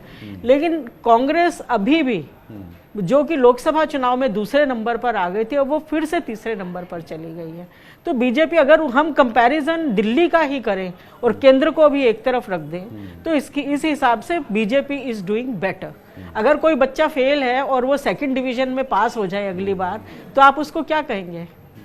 बेहतर ही कहेंगे ना। लेकिन अगर बच्चा ये दावा कर रहा हो कि इस बार तो सारे नंबर उसके पास तो है और मास्टर भी उसके कहने तो से फिर ये तो थोड़ा सा मतलब अगर आप बढ़ चढ़ के बयान दे दें अपनी असली स्थिति को, मैंने कितनी पढ़ाई की और मैं कितने नंबर ले आऊं, बच्चे को हालांकि ये तो मुझे पता होता है। हाँ, लेकिन पर ये राजनीति है ना। कांग्रेस भी कह रही थी कि हम सरकार बनाएंगे। सुभाष चोपड़ा जी से हमने जितनी बार इंटरव्यू किया, जितनी बार बात की, तो हालांकि कांग्रेस ने मन से चुनाव नहीं लड़ा, ये मेरा अपना मानना है। और ये बीजेपी वालों का, इसका बहुत लोगों को इसका अफसोस भी है कि कांग्रेस ने मन से चुनाव नहीं लड़ा। कहीं कांग्रेस की कोई एक ऐसी रणनीति तो नहीं है कि नेशनली कहा उसे तो ये इस भी नैरेटिव इस नैरेटिव को कि बीजेपी फिलहाल उसको एक के बाद एक हार मिलनी चाहिए ताकि राष्ट्रीय स्तर पर एक ऐसा संदेश कुछ जाए। लोग ये भी देखिए, कह रहे हैं कि आप और कांग्रेस ने आपस में समझौता कर लिया और वो समझौते की जानकारी तो हमको नहीं है, लेकिन मैं मोटी मोटी आपको अपनी राय बता सकता हूँ कि अगर कांग्रेस यहाँ पे अच्छा करती तो बीजेपी और भी अच्छा करती। और कांग्रेस ने इस चुनाव को लो प्रोफाइल रखा। कांग्रेस ने कोई मुख्यमंत्री का उम्मीदवार नहीं दिया और कांग्रेस ने उम्मीदवार के अलावा कांग्रेस ने दिल्ली की कांग्रेस में वो शीला दीक्षित के बाद जो एक वैक्यूम आया वो वैक्यूम कांग्रेस भर भी नहीं पाई। उसके पास और आपस में उनकी सरफुटअव्वल भी है नेताओं में, वो खैर बीजेपी में भी है। बीजेपी में भी। और अभी आप देखिए कि इतनी कम सीटों के बावजूद भी विजय गोयल मंदिर हो जाए कैमरों के साथ मीडिया के, तो उनको अभी भी उम्मीद है। तो ये तो हर पार्टी में है, लेकिन कांग्रेस इस चुनाव को गंभीरता से नहीं लड़ी, ये बात तय है। और 70 में से 24 सीटों के रुझान आए हैं, जिसमें आम आदमी पार्टी 13 सीटों पर आगे। ये चुनाव आयोग की वेबसाइट है और बीजेपी 11 सीटों पर आगे। तो चुनाव आयोग की जो वेबसाइट होती है वो सबसे धीरे धीरे दुरुस्त होती है और सब कुछ देखभाल के अंत में उसमें आंकड़े डाले जाते हैं। तो 70 में से 24 सीटों के रुझान आए हैं और इसमें आम आदमी पार्टी 13 सीटों पर आगे चल रही है और बीजेपी 11 सीटों पर आगे चल रही है। तो इस लिहाज से देखा जाए तो जो चुनाव आयोग की वेबसाइट है उसमें तो मुकाबला काफी बराबर का और कड़ा दिख रहा है, नेक टू नेक कह सकते हैं हम। प्रशांत, क्या कहेंगे आप? नहीं, अब इसमें देखिए कि अभी तक पोस्टल बैलेट थे, अब इसमें ईवीएम भी जुड़ेगा। अब ईवीएम, हाँ, और चुनाव आयोग का नतीजे स्लो रहते हैं लेकिन वो क्रेडिबल होते हैं। तो अभी देखते हैं 1-2 घंटे में, 1-1.5 घंटे में कि क्या फाइनली निकलती है तस्वीर। मुझे लगता है कि जो रुझान अभी हमको बैलेट पेपर में दिखाई दिए कमोबेश वैसे ही रहेंगे। बिलाल, जो ये बात आ रही है कि कांग्रेस ने इसको एक रणनीतिक तौर से भी शायद बहुत लो प्रोफाइल रखा, इससे आप कितना सहमत? देखिए, इस पहलू को पूरी तरह नकारा तो नहीं जा सकता कि कांग्रेस पार्टी ने खासतौर से दिल्ली विधानसभा चुनाव को बहुत ही लो प्रोफाइल लड़ा, जैसे पहले भी जिक्र किया और प्रशांत ने मेरी बात को एंडोर्स भी किया और संजना भी उस बात को एंडोर्स कर रही है कि एक परसेप्शन में एक अवधारणा है कि कांग्रेस ने भारतीय जनता पार्टी को लार्जर प्रोस्पेक्ट में दिल्ली से बाहर रखने के लिए इस रणनीति का हो सकता है इस्तेमाल किया हो। एक ऐसा व्यू है, पब्लिक ओपिनियन ऐसा है और उसको मैंने अपने फेसबुक के माध्यम से सबसे पहले शेयर भी किया था क्योंकि मैं काफ़ी समय से कांग्रेस पार्टी को कवर भी करता रहा हूं। तो ये इन्फॉर्मेशन एंड ऑब्जर्वेशन के एतबार से मैंने ये वाली बात कही थी। लेकिन अब ये बात पब्लिक अवधारणा में भी बदल रही है कि कांग्रेस पार्टी और आप पार्टी के बीच अंडरस्टैंडिंग, जैसे संजना ने जिक्र किया। लेकिन बात वहाँ चल रही थी कि जब कांग्रेस पार्टी ने अपनी कैंपेन कमेटी की इतनी बड़ी फुल फ्लैज लिस्ट बनाई, उसके बावजूद उसको मैंने ग्राउंड पर ट्रांसलेट क्यों नहीं किया, उसके बावजूद उन्होंने अपने सारे स्टार प्रचारकों को क्यों नहीं बताया, नहीं उतारा ज़मीन पर। तो ये कहीं ना कहीं बताता है कि उस स्ट्रैटेजी की अंदेशी करता है कि हो सकता है कांग्रेस की गुप्त स्ट्रैटेजी का हिस्सा भी रही हो। लेकिन कांग्रेस पार्टी एक व्यापक दृष्टिकोण से दिल्ली के चुनाव को देख रही थी। कांग्रेस जानती थी कि उस ज़मीन पर कमज़ोर है, कांग्रेस जानती थी उसके पास संगठन की नहीं है, कांग्रेस ये जानती थी कि उसके नेताओं में आपस में रिफ्ट है। इन सब चीज़ों को देखते हुए कांग्रेस पार्टी की एक साइलेंट स्ट्रैटेजी हो सकती है। हालांकि मैं इसको ऑफिशियली एंडोर्स नहीं करता हूं, लेकिन इस चीज़ की संभावना को नकारा नहीं जा सकता। लेकिन बात वहां चल रही थी कि जब केजरीवाल को आतंकवादी कहा गया था तो केजरीवाल की तरफ से एक बयान आया था कि देखिए मैं हनुमान भक्त हूँ, मुझे आतंकवादी कहा जाता है। तो हनुमान का और राम का जो संबंध है वो हिंदुस्तान जानता है। तो केजरीवाल ने ये बयान दे कि मैं हनुमान भक्त हूँ, अब राम के प्रति जो अपनी निष्ठा थी उसको बता दिया है, जो भारतीय जनता पार्टी हो सकता है इस चुनाव में साबित ना कर पाए।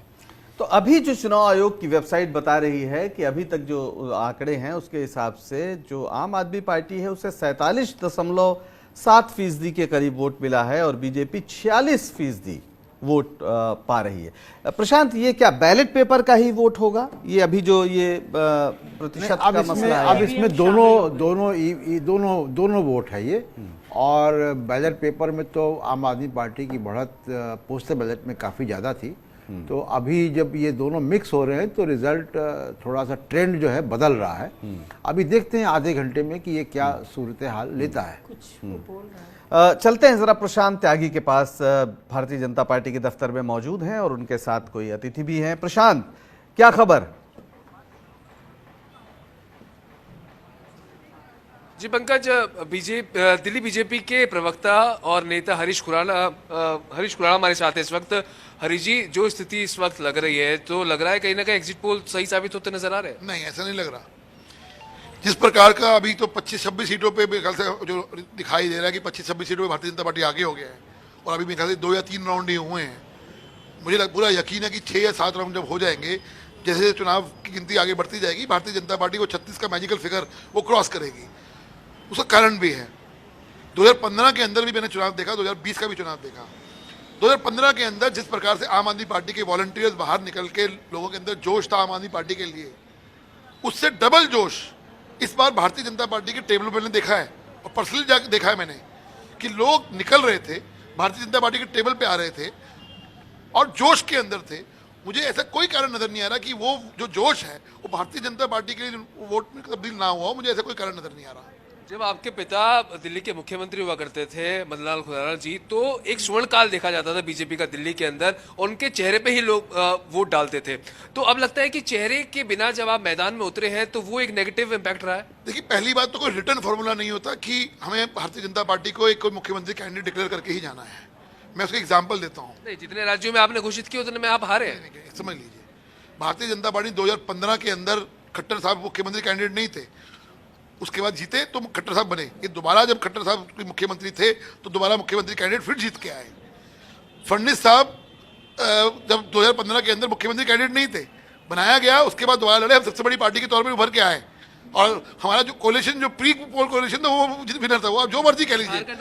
राजस्थान में भी 2015 के अंदर रघुवर दास हमारे सीएम कैंडिडेट नहीं थे। 2015 के अंदर जब सरकार बनी तो रघुवर दास हुए थे। तो इसलिए कोई रिटर्न फॉर्मूला नहीं होता कि भारतीय जनता पार्टी अपना कैंडिडेट डिक्लेयर करके ही जाएगी, पहली बात। दूसरी बात, भारतीय जनता पार्टी का के लिए लगभग 1.5 करोड़ लोग जो दिल्ली के मतदाता हैं वो मुख्यमंत्री कैंडिडेट थे। दिल्ली में भारतीय जनता पार्टी की गैलेक्सी ऑफ लीडर्स है। विधायक से बैठ के तय कर लेंगे किसने बनना है किसने नहीं बनना, और अगले 2 घंटे के अंदर जब भारतीय जनता पार्टी 36 का मैजिकल क्रॉस कर लेगी, आपको मुख्यमंत्री कैंडिडेट भी शाम तक पता लग जाएगा। तो आप पूरी तरह अभी भी आश्वस्त है कि आप जीत की तरफ बढ़ रहे हैं? देखिए, मैं वही कह रहा हूँ, मुझे ऐसा कोई कारण नजर नहीं आ रहा कि जो लोगों का जोश था इस चुनावों के अंदर भारतीय जनता पार्टी के प्रति वो वोटों में तब्दील ना हुआ हो। मुझे अभी भी यकीन है कि जैसे जैसे वोटिंग आगे, मतलब मतगणना आगे बढ़ेगी, हम निश्चित तौर के ऊपर हम जो अभी जो सुबह दिखा रहे थे 10-11 सीटें दिखा रहे थे, 25-26 हो गई है। और मुझे लगता है कि 1 घंटे के बाद जब हम फिर दोबारा बैठेंगे तो हम 36 का मैजिकल फिगर हम क्रॉस कर चुके होंगे। बहुत शुक्रिया बात करने के लिए। तो आपने सुना पंकज की किस तरह से अभी भी जो बीजेपी के नेता है वो आश्वस्त है और कह रहे हैं कि जो मैजिकल फिगर है 36, उसका आंकड़ा इजीली पार कर लेंगे। थोड़ा समय और लगेगा क्योंकि पहले से जो जहां आंकड़ा बढ़ नहीं पा रहा था उसमें अब अच्छी स्थिति में धीरे धीरे आना शुरू हुई है बीजेपी। तो लग रहा है अभी भी लोगों को, जो नेता है उनको उम्मीद है कि एक बार फिर से 36 का आंकड़ा इस बार बीजेपी जरूर पार करेगी और दोबारा जो नंबर कम जा रहा है वो ऊपर बढ़ेगा। शुक्रिया प्रशांत, आप बने रहिए हमारे साथ और नजर बनाए रखिए। प्रशांत, किस तरीके से यहाँ जो आत्मविश्वास है तो काफी बड़ा, मतलब लग रहा है कि सरकार बना ही लेंगे और पूरा यकीन है, क्या कहते हैं? वही मैं कह रहा था ना कि वो तो विजय गोयल तो मंदिर भी हो जाए कैमरों के साथ। तो देखिए, पॉलिटिकल पार्टीज तो इस तरीके की बयानबाजी वो अंत समय तक करते ही हैं और थोड़ा इनको शायद कोई इलेक्शन कमीशन पे भी भरोसा होगा, लेकिन मुझे नहीं लगता कि ये ट्रेंड अब रिवर्स होगा, क्योंकि अब इसमें काफ़ी संख्या में ईवीएम के भी मत हैं, 2 राउंड के कम से कम। और अभी देखिए कि 50 के आसपास 51 सीट पे जो है वो आम आदमी पार्टी आगे चल रही है, 19 सीट पे बीजेपी है। और वोट प्रतिशत भी आप देखिए तो वोट प्रतिशत अभी आम आदमी पार्टी का उतना बना हुआ है जिस तरीके का पिछला था उनका। तो वो इलेक्शन कमीशन का तो वोट प्रतिशत अभी धीमे धीमे बढ़ेगा जैसे जैसे उनके पास ट्रेंड्स आएंगे, लेकिन जो वोट प्रतिशत उनका था वो उनका बरकरार है अभी तक, ऐसा लग रहा है मुझे। संजय जी, अब हरीश खुराना ने वही बात कही जो आप कह रही थी, कोई नेता होता तो शायद बीजेपी बेहतर करती, ये बात आपको लग रहा है? प्रशांत जी, आप और हम सब पत्रकार हैं और मुझे लगता है मैं खुद पॉलिटिकल साइंस की स्टूडेंट रही हूँ, एमए मैंने पॉलिटिकल साइंस से किया। आप बताइए कि डेमोक्रेसी में जो चुना हुआ दल है वो अपना नेता चुनता है। ये एक कि उसने चेहरा क्यों नहीं उतारा, ये पहले से चेहरा करना आप थोप दीजिए किसी को तो वो अनडेमोक्रेटिक भी तो होता है ना। तो ये कहना कि एक फार्मूला नहीं है। नेशनली जब चुनाव होता है तब एकदम उल्टी बात कहती है बीजेपी कि हमारे पास मोदी, तुम्हारे पास बीजेपी क्या कहती है, मैं उसकी बात मतलब अनडेमोक्रेटिक तब कोई सवाल नहीं उठता, मैं ये कह रहा हूँ। मैं डेमोक्रेटिक की, अगर आप डेमोक्रेसी के हिसाब से चले, अगर आपने, मुझे नहीं पता आपने किस सब्जेक्ट में पढ़ा है, लेकिन जो विधायक दल, आप हिस्ट्री में है, मैं पॉलिटिकल साइंस से, तो विधायक दल जो होता है वो अपना नेता चुनता है या संसदीय दल जो है वो अपना नेता चुनता है। अब ये ट्रेंड हर जगह बदल रहे हैं, हर चीजों में बदल रहे हैं। हमारे पत्रकारिता में भी बहुत चीजें बदली हैं, राजनीति में भी बहुत कुछ बदला है। सिद्धांत के रूप में ये बात ठीक है। हाँ, कि विधायक दल और दूसरा जो मैं टंडन जी को एक चीज पर करेक्ट करना चाहूंगी, ये सुबह से बार बार बोल रहे हैं विजय गोयल जी मंदिर भी हुआ है, क्योंकि मेरे विजय गोयल जी से बहुत अच्छे संबंध है और मैं जानती हूँ उनके पारिवारिक रिश्ता हर मंगलवार चाहे कहीं भी हो वो दुनिया में, वो दुनिया में मतलब देश में, आज वो कैमरों के साथ गए, तो कैमरों के साथ गए, ठीक है, सबकी अपनी स्ट्रैटेजी पर बहुत बहुत धन्यवाद। नहीं, मंदिर का मतलब आज चुनाव में दावा और सरकार बनाने का दावा कैमरों के बीच में उसका एक अलग महत्व होता है। खैर, आप सभी का बहुत बहुत शुक्रिया और इसके बाद अभी ये सिलसिला जारी रहेगा। लेते हैं एक छोटा सा ब्रेक।